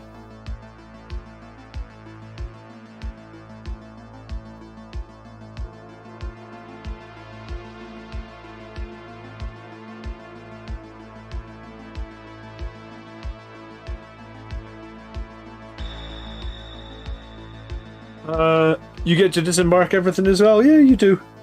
So yeah, you can have a few different charges. Yeah, I mean, that's one way to try and deal with a character Dreadnought. The problem is, though, I was going to put my Terminators down to Deep Strike into the character Dreadnought last night, but he's got it hanging out with a squad of Infiltrators. So the Infiltrators were going to just basically end up make it that, like, rather than make that 9-inch charge, I was going to have to make a 10-inch charge, and the 9-inch charge is already unreliable, so a 10-inch charge is going to be really unreliable.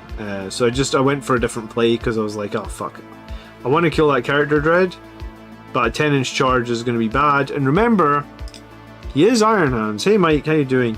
So there is a chance that he can overwatch you and hit on 4s, and if he overwatches you and hit on 4s, re-rolling 1s with that Dreadnought that can kill a fucking repulsor in 1 round of shooting, gonna kill some of the stuff you charge with them as well, for sure.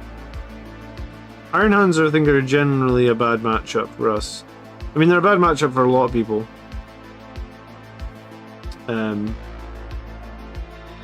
Scary.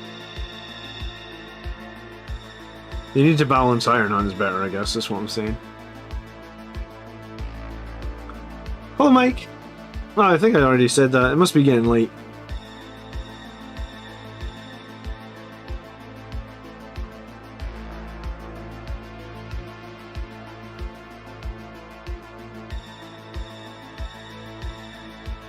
What's next on your commission table, Mike? What are you painting for someone next? I'm gonna do a little bit of an unboxing video when the Mike's done like 4 sets of models for me, so I'm gonna do a bit of an unboxing video. I don't know. I was gonna say later this week. Have I played Dark Angels recently? I played them in that event in January, Miguel. I mean,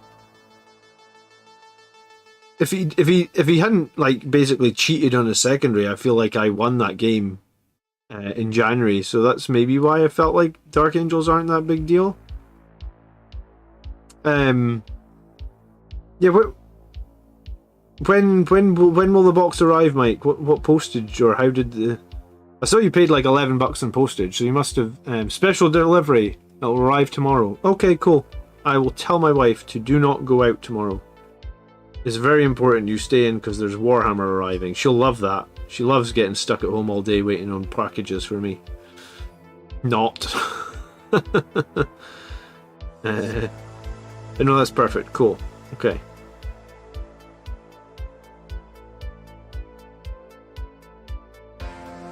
Then maybe I'll either film the unboxing video this weekend, or if not this weekend, it won't be long. It won't be long till we get round to it, I guess.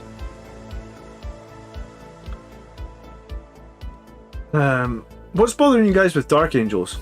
Just chailing her to the mailbox.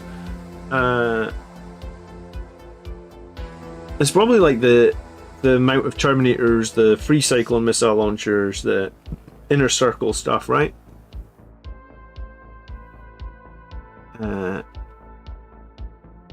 Buy her a happy wife, happy life t-shirt, yeah.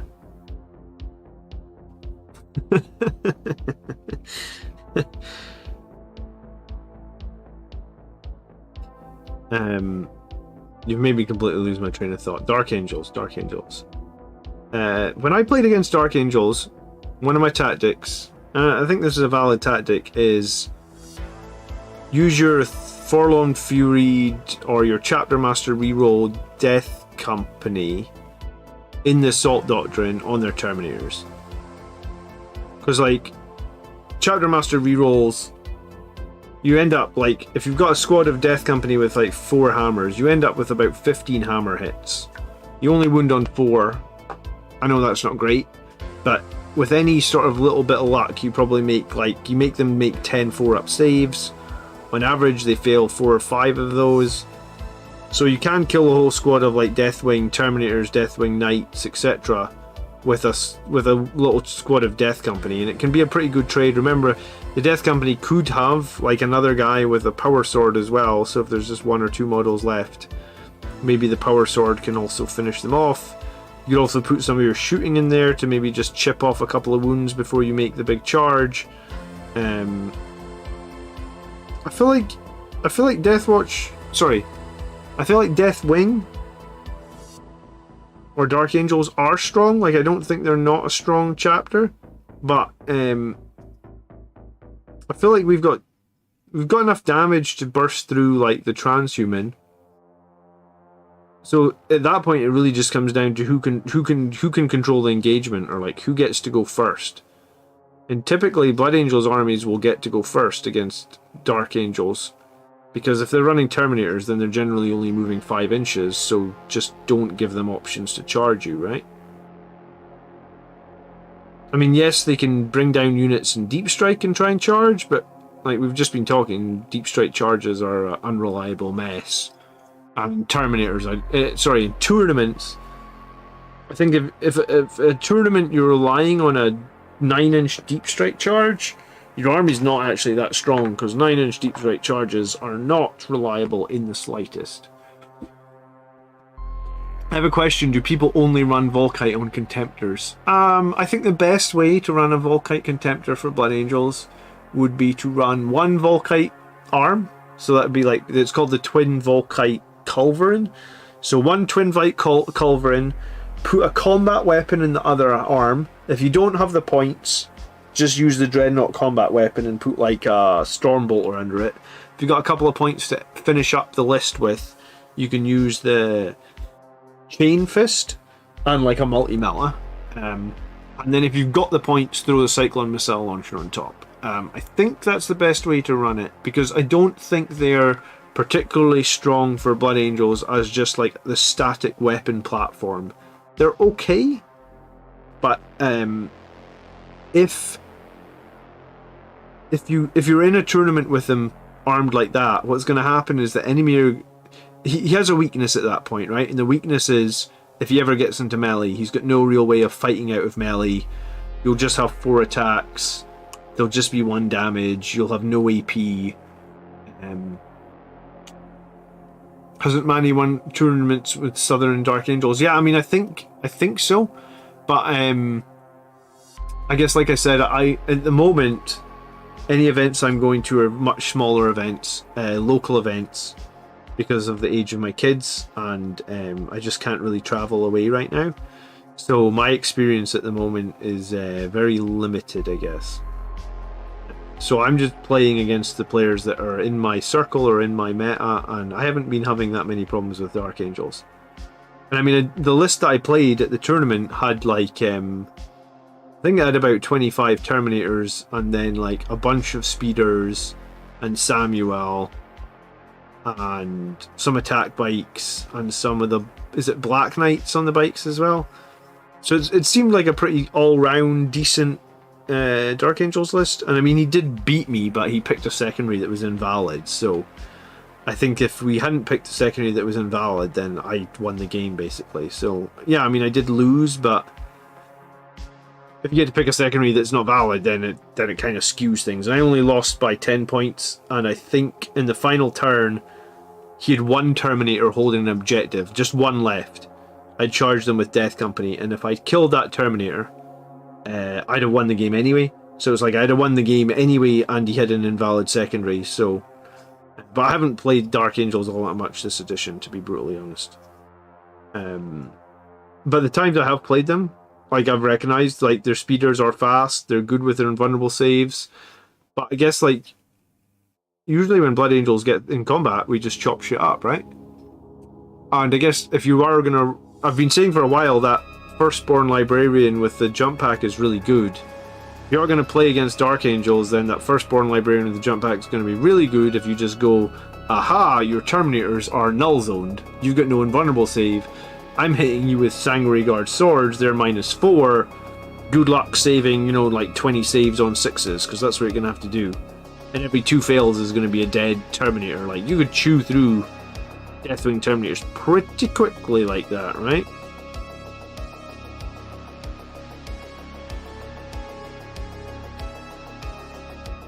Ravenwinger's fast, and they're, yeah, I mean, I'm not doubting that they don't kill Marines very quickly. Blood Angels have an advantage in that we are quick as well, and we can hide, so I mean, use that to your advantage as well, I guess.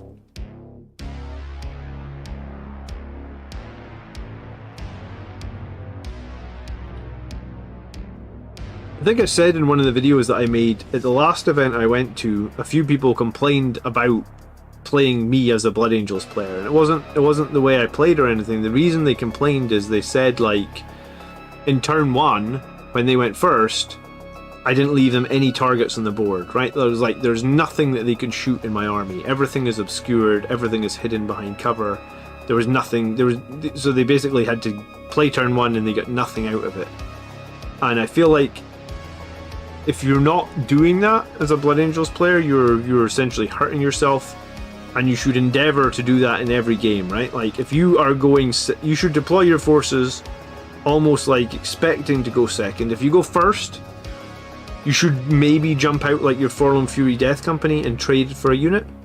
But like, if they go first, you should almost be always losing nothing. If you're losing anything, then I guess you need to start thinking like, why am I losing units? I shouldn't be. I should deploy where he has no options to shoot me. And once you've learned that, and once you're good at that, you'll just see your win rate as a Blood Angels player go up like 10%. Because you'll just come out of turn 1 ahead in every single game, give or take.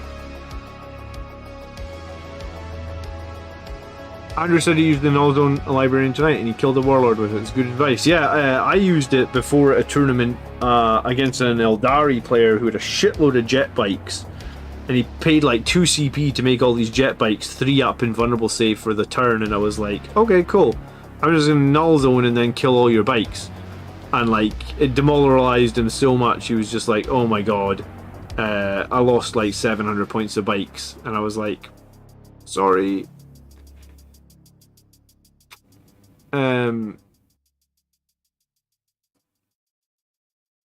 Jamie says it's the weakest part of his. It took me a long while, Jamie, and what you almost need is as much as we maybe make fun of like Andrew sometimes on my stream, or Andrew takes the most broken armies. Me getting a lot of repetitions and games in against Andrew. When he was playing all these like broken armies like Votan and Iron Hands and stuff, it really hones your deployment, because if you deploy badly, he's just mopping up your units in turn 1, and you would start like before I had the YouTube channel, maybe like a year before I had it, so maybe like mid 2019, I actually played Andrew's Iron Hands once on a game. Obviously it wasn't on stream or it wasn't filmed or anything because I wasn't doing YouTube at that point. And I basically conceded in turn 1. I moved my Blood Angels army up. I think I went first. I moved my Blood Angels army up the board, as you do. And then he took his turn and he basically pounded the living crap out of my army with speaking of Iron Hands, it was Iron Hands again. So it must have possibly been the end of 8th edition. I guess I started this YouTube channel maybe like a month into 9th. So maybe like the end of 8th edition. I just got absolutely demoralized, and it was one of those days where maybe like I had 3 hours to play a game, like because obviously I had kids and stuff. So once we did that turn 1 and he just absolutely annihilated like most of my stuff, I just said to him like, this game's over, you win, can we set up again, and I'll deploy differently, because oh my god, I did not realize your army could do so much damage in the shooting phase. And having someone that you can play against who has like a really devastating shooting army that you will basically need to be hiding everything, or you're losing the game, or you're losing so much in turn 1 you're making it a huge uphill battle for yourself. That's the sort of player you want to find to get some games in and also learn from. Maybe even just ask, like, hey, can we do deployment a couple of times, and then you go first and tell me what you could actually kill. Because for me, like I said, as much as sometimes we make fun of Andrew for jumping on the most meta stuff, it's actually really helped me as a player to get better, because it was like, right, if I do not deploy well against Andrew, or if I leave one model with like a sword poking out of a ruin or something, Andrew will find it and he'll kill the whole damn squad. And then I'll be in a bad mood because I lost a squad in turn 1 and it won't be a good game. And so having someone like that to play or practice against, and whenever I make those videos about like tournaments that I've been to, I always try and speak a little bit about how I deploy and why I deploy the way I do, because deployment, I think, like, as Blood Angels player, now that strategic reserves are free, when you go to deploy your units and you look at the map, you should be able to in your head calculate like how much you can deploy safely, i.e. completely obscured, and also you should be able to sort of think of the map of like, right, how do my units get across the table without ever leaving terrain, or how can I get my units across the table safely, sort of. So you do that. And then if you feel like, right, there's definitely, let's just say, like, I don't know, you have a Redemptor Dreadnought, which is on a really big base. If you look at the table and you go, there's nowhere I'm going to deploy that Redemptor where I can hide it or obscure it for turn 1. So if I deploy the Redemptor I'm playing Iron Hands, they're probably going to kill it turn 1 and it gives me no value. So at that point you're going like, right, well that Redemptor has to go into strategic reserve. And you could do that with, it doesn't have to be Redemptor, it could be like, you know, hey, this bit of cover, maybe I can get 10 Sangre Guard behind it. But I think, I don't think I can get all 15 of my Sangre Guard behind it. Let's say you had 3 squads of 5. So in that case, you're sort of saying like, hey, Mephistonalorian, good evening, thank you for subscribing. Maybe you need to say to yourself like, hey, I'm going to have to start one. I don't want to start one of those Sangre Guard squads in reserve, but I'm going to. And maybe what I'll do is, in turn 1, I'll move those 2 squads forward into more cover, and then drop a unit down into the space at the backfield where I made some cut, where once they've moved out. I don't think you can target a unit just because its weapon is sticking out. Yes, you can, Mike. As long as you're in range, you can target a unit. If you can draw line of sight from any part of your model to any part of the unit, as in, you could draw the line of sight from your, you know those little antennas on top of your tanks that stick out like 2 inches high? Are we hoping for alternative activations in 10th edition? I don't know, Saran. I don't know if we'll see that. I don't know if Warhammer's small enough, unless they make the battle smaller, like maybe we could see that in boarding actions or something. I'm not sure we'll see that in 10th edition. I mean, I guess, maybe. It would be a lot, you know, like that works well in skirmish games, where you have like 5 units to remember who's gone and who's not gone. But like in 40k, you can have like 20 units on your side. It would be a lot to remember for alternative activations. So I don't know if we'll see that. I mean, it might help with balance, don't get me wrong. I just don't know if we'll see it, because I don't know if, I think it might be get too complicated, right?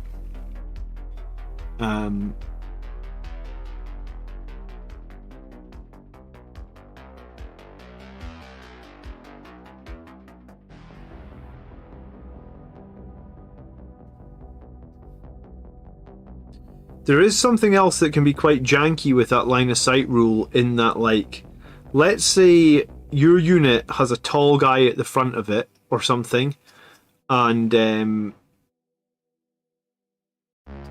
let me remember this rule correctly. It's like, so you could only, let's say the tall guy is at the very back of the unit, right? So I measure to the front of the unit, and I'm in range of the guys at the front of the unit, but none of the guys at the front of the unit are sticking over the terrain, or none of them have a sword that's sticking over the terrain. So technically I can't see anyone at the front of the unit, but you've got one guy at the back of the unit that's got his sword sticking out, which I can see. Then I'm allowed to shoot that unit, even though we'd like to see alternative actions. I think it works better in smaller games, man. I can't even remember what I had for dinner tonight. I don't know if I can remember what other 18 models I already moved in my turn. Saren, or Soren. I think it would slow the game down something really terribly as well. I think that would be my main concern, right? Like, 2,000 point games are already pretty long. You know, like a tournament where they've given every game like 2 hours and a half, you're kind of rushing to finish the game in 2.5 hours sometimes, right? Like on our stream, some of our games take 3.5 hours. So if they put alternative actions, activations in, and it slowed the game down even more, that might be my concern. Hey, my daughter just woke up. I'll be right back. Thank you.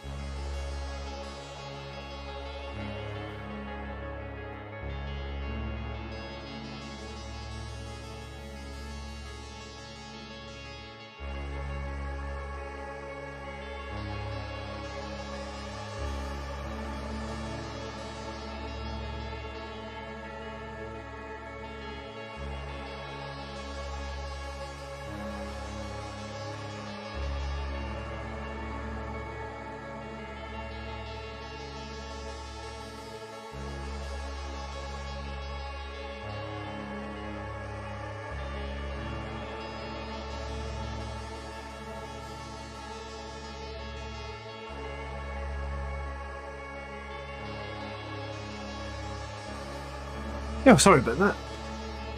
Conquest's card system for alternative activations is simple and easy to use. I've played alternative activations in Star Wars Legion, which is fine as well, but I mean, like I said, I'm just a bit worried about the amount of time it would add based on the number of models and units that you get in 40k. But who knows? I mean, I'll play 10th edition however they make the rules, I guess, so... Ed just played a 3,000... How long does it take? I haven't played any 3,000 point games.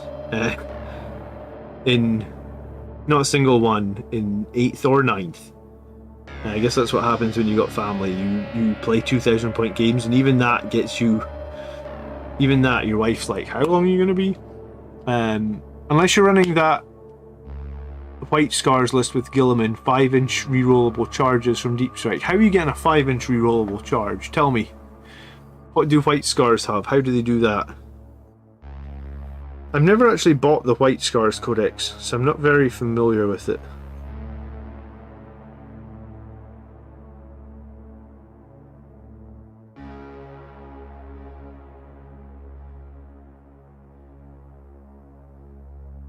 I was thinking, like, with the new edition, with all the new Space Marine rules, I might buy all the codexes.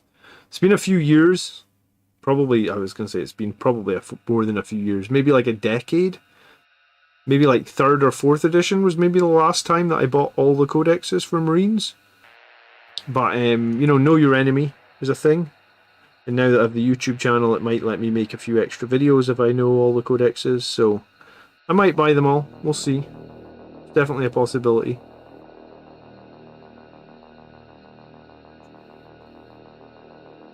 Ah, DTM, good evening. Are you watching the Crackheads tonight? How did that go? I assume the Iron Hands won again, did they?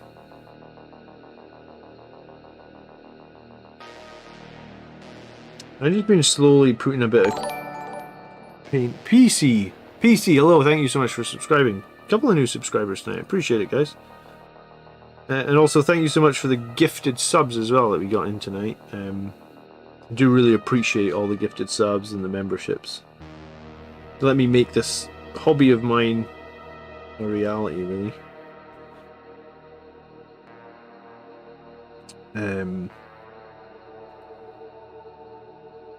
Trivial Parachute is painting some Thunderhammer Blood Angels as well. Nice. This is my second squad of these guys.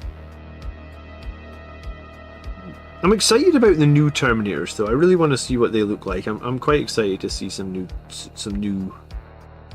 new Firstborn models. We haven't had new Firstborn models, I think, now for like 4 or 5 years. What was the last new Firstborn kit, actually? That was like maybe not like not chapter specific, like a generic Firstborn kit that like everybody could have. Does anyone remember what that last kit was? I have no idea. I don't think I was in Warhammer Hobby at that point. I'd taken a break. I had like a 10-year break. DTM will figure it out. He's going to check it up. Oh, Colin's Death Guard versus Miles Out. Wow, the Death Guard won. Okay. Wouldn't have expected that. John, initial thoughts on the World Eaters. I'm a little jealous they're better in combat than we are. I mean, I was fully expecting them to be better in combat than we are because their codex has been released like 2 years after ours. I'm going to play them on stream next week, so I guess I'm going to find out. The guys on Tabletop Tactics had beat their game, World Eaters versus Blood Angels, and Blood Angels won, so I have to Iron Hands win even when they don't play. Yeah, probably. So I have to fight the good fight for Blood Angels. I have to make sure that I beat the World Eaters there, so I can't say that Tabletop Tactics did better than me. I don't know. Angron will be a challenge, I guess, but it'll be good practice for my tournament coming up, and that's really all I'm looking to get out of it, is more practice for the tournament I've got coming up. I haven't read the World Eaters Codex page to page. I'll probably maybe watch a video on it Like, I'll probably watch Auspec's tactics video on it, probably like in the days running up to the game against them. I've heard scary things about the 8-bound though. Is it 8-bound?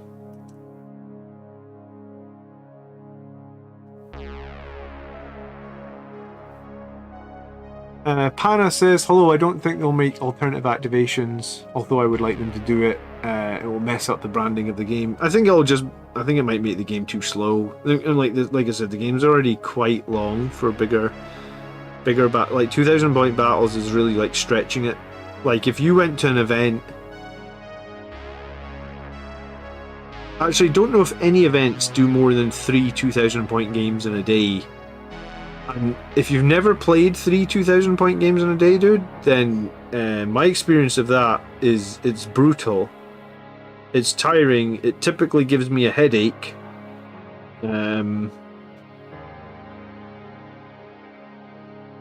Yeah. So, I mean, making the game longer, I'm not sure how I feel about it. I mean, like I said, there's plenty other small alternative activation games. If you're really looking for an alternative action game that is good, then I would say Star Wars Legion is definitely an alternative action game that is fun. I have a lot of Legion stuff. I fully intend to play it again someday. I've just been very hyper focused on the YouTube channel and my Blood Angels now for probably the best part of like 4 or 5 years. But I'm sure I will get back to Star Wars Legion at some point.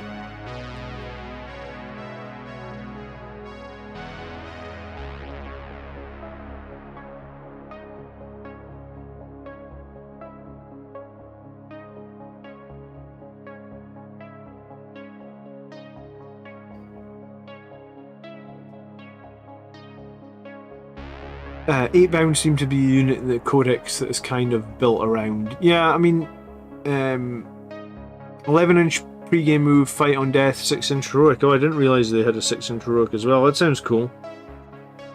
So are 8-bound like a new sculpt? Like, was there a new box you have to buy for 8-bound, or are they just like a version of Berserkers or something?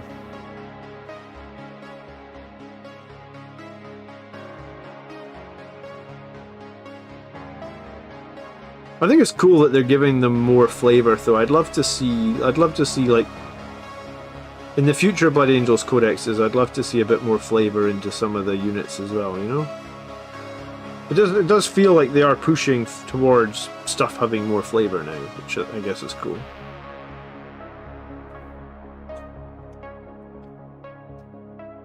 Back when I played 1,500 points was the norm. Why are we on 2,000 points now? Do you know what? Back in like 2nd edition, 3,000 points used to be quite the norm. It must just be... I feel like 2,000 points here now is closer to like 3,000 points back when I used to play. I can probably try and dig out like an old army list.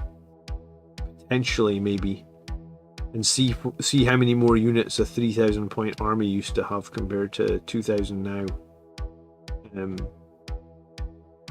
I actually don't know why 2,000 is common, but when I came back in 8th edition, it just moved to 2,000, and I assume it was the time how long the games take to play, right?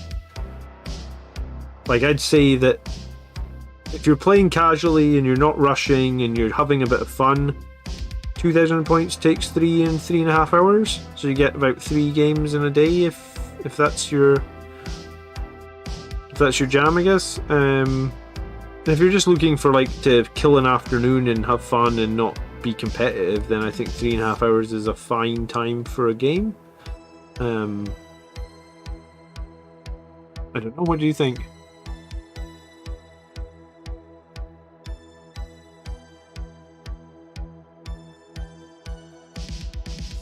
Holy heck, Angron is a nice model, says Luke. Steven has one already.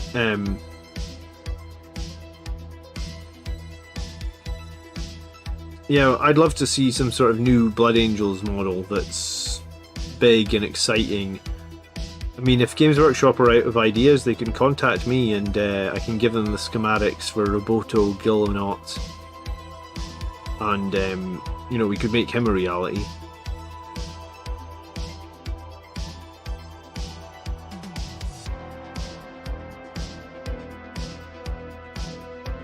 Sang says 2,500 points was the standard when he played. Yeah, I mean, I guess it just goes around. I guess 2,000 points to me right now seems pretty decent. I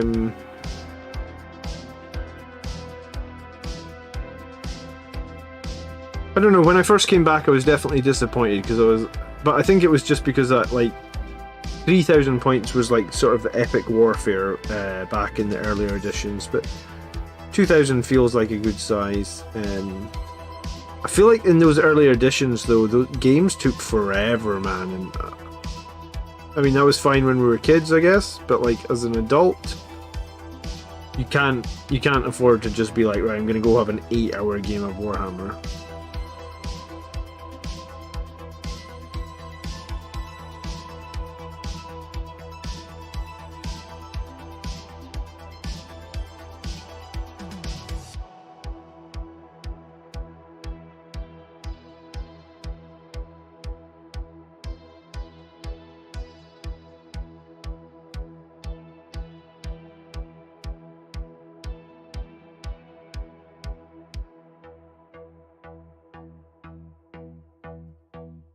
Trivial says when I last played in 2010 at Warhammer World, it would be 2,000 points. Okay, yeah, so I mean, I guess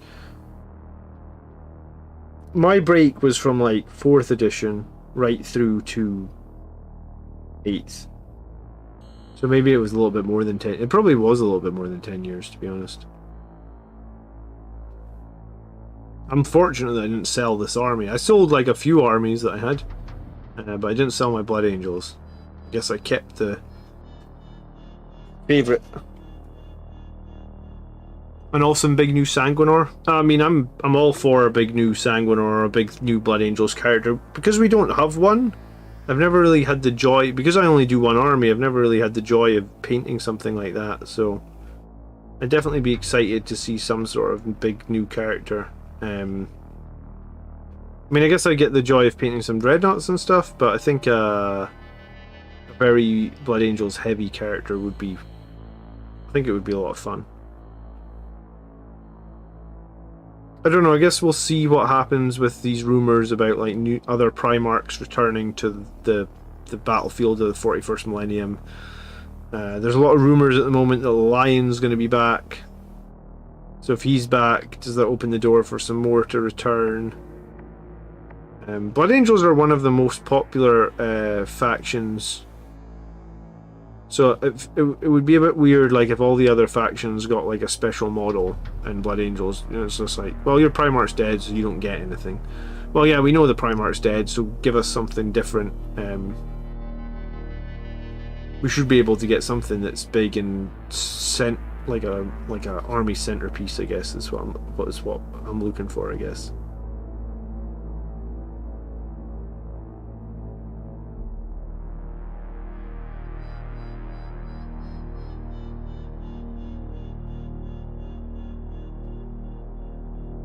Uh, 40k points. Yeah, I mean, you could play Apocalypse with 40k points, I guess. You'd be there for a month, though, I'm sure, just to do turn 1, and then the game would be over because whoever went first would win. But I think in Apocalypse you do alternate activations, don't you? Or you don't take your units off when they're killed or something. You know, if you're talking for alternative activations, that might be a better way of doing it, where like the Apocalypse rules are like, if your unit is dead, you still get to use them in your turn and then they get removed afterwards. Like, that might be a better way of, like, if the turn-based stuff is your biggest issue. I don't have too many issues with the turn mechanics at the moment, to be honest. As long as the terrain on the board is good enough that you can obscure a good number of your forces, I think just doing your whole turn at the same time is fine, I think.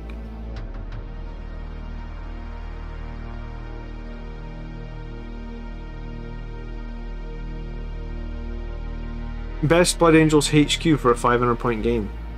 I feel like chat will probably disagree with me, but I feel like for me personally it would be some sort of captain on a bike. Maybe even like a captain on a bike with just the Teeth of Terra, so he's like super cheap but he has a boatload of 2 damage attacks. And I feel like in a 500-point game. Captain on a bike has like 4 attacks, so it would be +1 on the charge, +3 from Teeth of Terra, so he's like 8 2-damage attacks or something. I feel like that's probably the way I would go.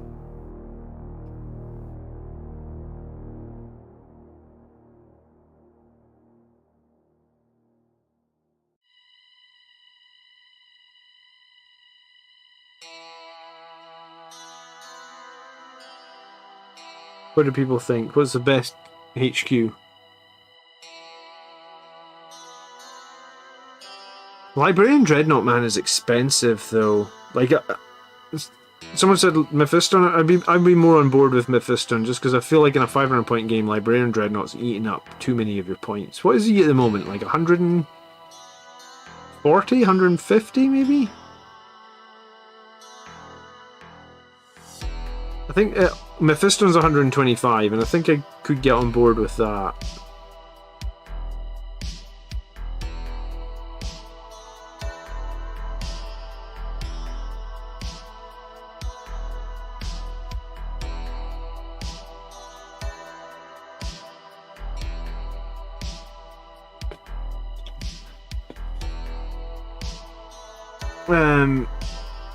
Am I considering using a 3rd Ball Predator? I mean, if I had the points in my list, yes, I would consider running a 3rd Ball Predator. I think they're okay right now. If you like Ball Predators, check out the channel tomorrow because I have a video coming out talking about Ball Predators. Or yeah, I mean, it's primarily a Ball Predator Friday tomorrow, I guess. The tactics video is coming out about noon UK time. 1 PM UK time, sorry. And it's a Ball Predator week in terms of like what we're looking at and what we're comparing. So would I run about a 3rd Ball Predator? I mean, maybe. I think they're okay. I generally think they're okay right now to run in competitive play, and that's why I've made this video this week to sort of justify as much for myself as maybe you guys, and also because Tabletop Tactics gave me a shout out about Ball Predators, so I thought better try and justify this inclusion of this Ball Predator in this list.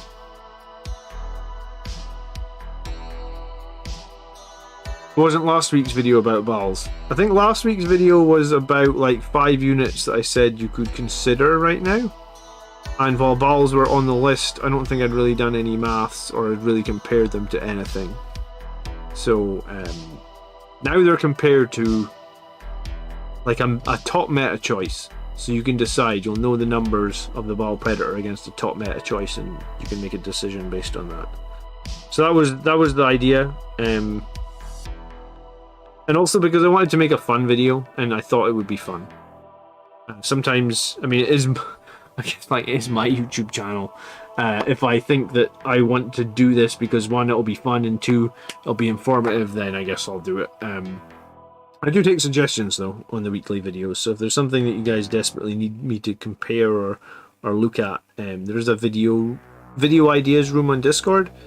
And I mean, sometimes I literally lift people's ideas right out of that video idea room and make the video. So if there's ever if there's something you desperately want, that would be the place to put it in the Discord room. And then on a week where I don't have like a set video that I've got planned or anything, I just check that room on Discord and be like, cool, this sounds like a good idea.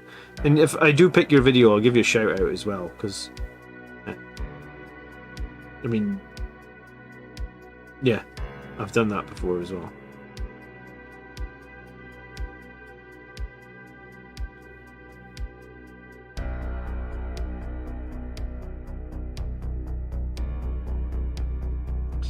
Yeah, I remember why it took me forever to paint these Terminators, like the other squad of Firstborn now, right?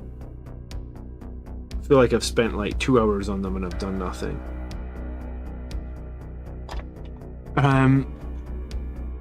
Did you see the list someone posted on your poll? I haven't looked at the list. Why? What was it? Assault Marines right now are amazing with melters and hammers. They're certainly cheap right now, aren't they?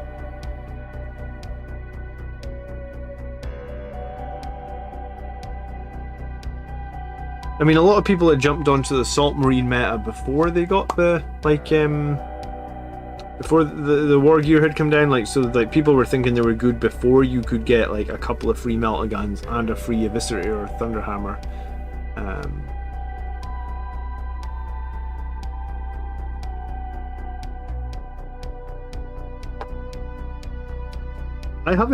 I was making a squad of Assault Marines, like, you know, when everyone started running Assault Marines, I was like, oh, I should put together a squad of Assault Marines. So I did make them, and I did get them to a point where I was like, right, I've got some paint on them, so I could kind of run them, but they definitely need love, and I never really followed through with it, because I think at the time I was leaning into Fury of the Lost, because like I genuinely thought Fury of the Lost was one of the best builds you could run in Nephilim to like win an event with Blood Angels. So I'd kind of gone heavy on Fury of the Lost for a little while, and I'd built more Death Company, and I think I even bought more Death Company, which is madness because I've got so many Death Company. But I think I'm now at the point where like I might revisit Assault Squads. I think I'm going to finish these Terminators. I'm going to finish this Dreadnought that's proxying as Gilliman, and I'm gonna maybe go back and finish off some of those Death Company that I talked about a minute ago, and then after that it might be time to go and actually like bump out an Assault Squad and get a competitive looking Assault Squad. The problem is it'll take me 6 months to get there, so probably by then they won't be competitive, but that is why I'm going to outsource the boarding action terrain, because if I didn't do it, then I'm fucking never getting to the boarding action terrain. Or, sorry, outsource, commission, same thing.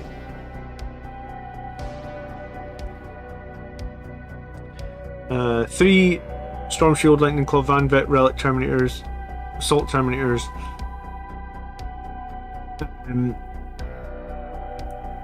Yeah, I mean, for my pumping of survivability, I was pumping like some Blade Guards and an Impulsor, and I was running like 2 squads of Terminators with Storm Shields.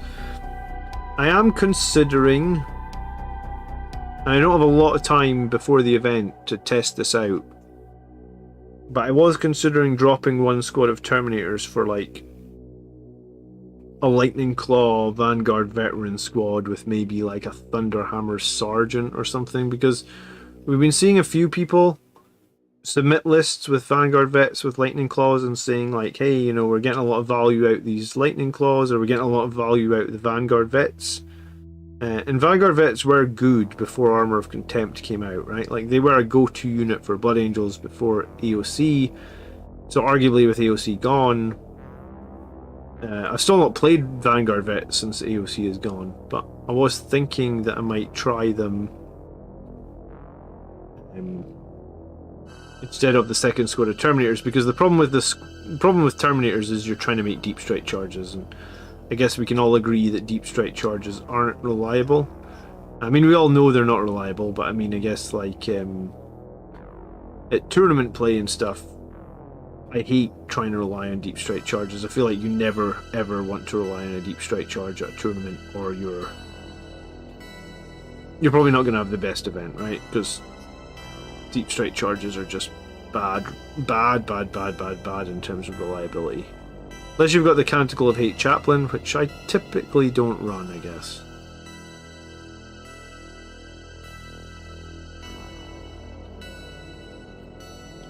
Okay.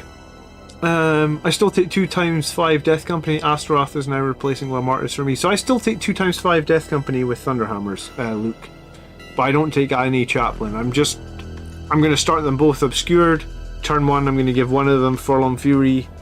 Chapter Master rerolls an Assault Doctrine and go try and trade. Turn 2, I'm going to do the same.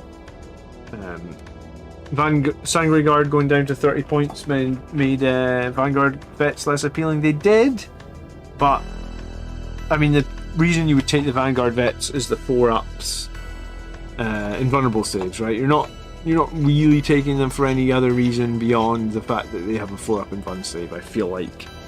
Because I think we can all agree that Lightning Claws are less damaging than Incarmite Swords or Incarmite Blades, right? So it's just, that's the only reason to take them, I feel, maybe.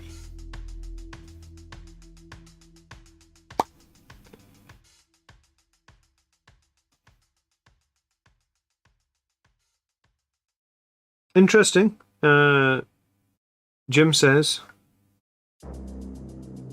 Deep Strike the Assault Marines, 2 meltas and a grav pistol and a hammer. So are you running 6 Assault Marines then, Jim? So that your Nakmund is guaranteed, or are you just risking it with 5?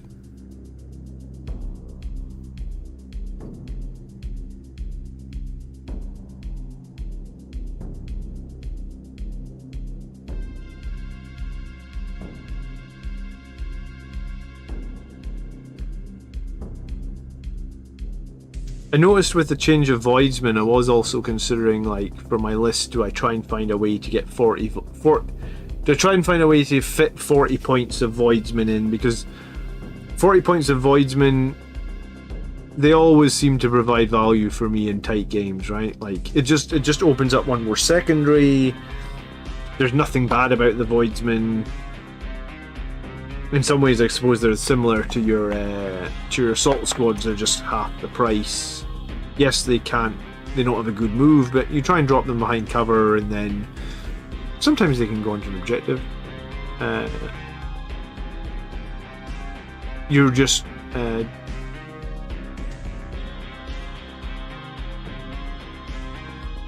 yeah, I think 40-point Voidsmen are nice to include in any list. They're also good if you ever going to take, like, if you took behind enemy lines and you're playing, like, what's the map where there's no objectives in the deployment zone, so there's no reason for your opponent to be in the deployment zone, you could just dump the Voidsman in there, and that's going to get you like 5 CP, right? Or like 4 CP, just because they're a troops unit, so they're going to give you the extra CP for behind enemy lines, which is interesting, I guess.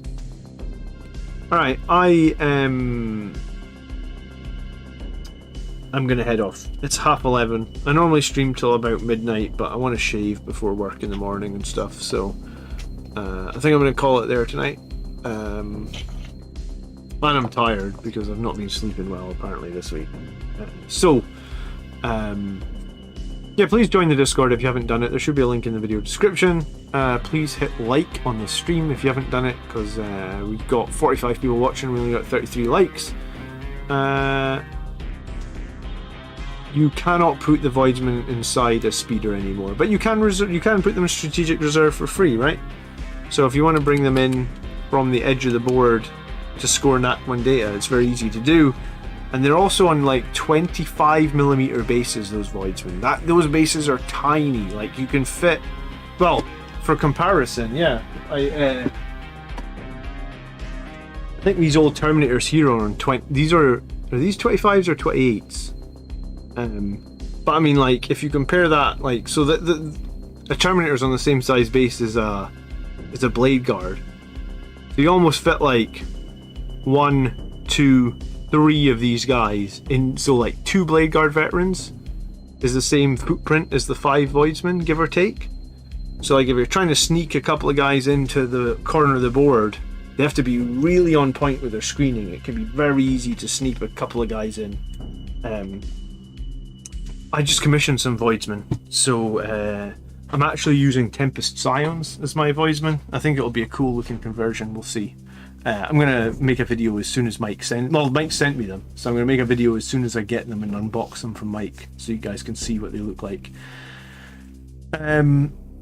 Was that an FAQ? Yes, there was an FAQ for it wasn't actually an FAQ, it was more like they released an update for the Agents of the Imperium. I forget what it was called, but it was released like the other day. So it's available now. It's on the Warhammer community website, you can download it. Cool. Alright, new tactics video, lunchtime tomorrow, guys. Trust me, it's worth watching, so keep an eye out. If you haven't clicked the little bell icon to get a notification on this channel yet, you should do it. Dromar has just put in a nice order at his local shop to join the ranks of the Blood Angels. He's got Death Company, 4 boxes of Guard, and 4 boxes of Vanguard Vets, and a Sangre Priest. Pretty excited. Well, welcome, Dromar. That's a serious commitment. You have started your pile of shame. Let's hope you can change it into a pile of glory. Alright, I'll see you guys tomorrow night. Sorry, I'll see you guys tomorrow. I'll be back on Saturday night for some painting, so get your paints ready for Saturday night. I'll see you guys then. Don't work too hard on Friday tomorrow. And I'll catch you guys on this weekend. Yes, and we're almost at 12,000 subscribers. Last little bit of information. When we hit 12,000, we're going to do a painting competition with prizes. I haven't had a painting competition in like a year. I need to film a video setting up like the rules of the painting competition. I've been super busy. I feel like every week I'm lurching from video to video and I'm not ahead. But I will film a video about the new painting competition, which will come when we hit 12,000 subscribers. So I reckon there's probably like 2 in the next couple of weeks, new painting competition. So cool. All right, I'll catch you guys tomorrow. Have a good evening. Peace.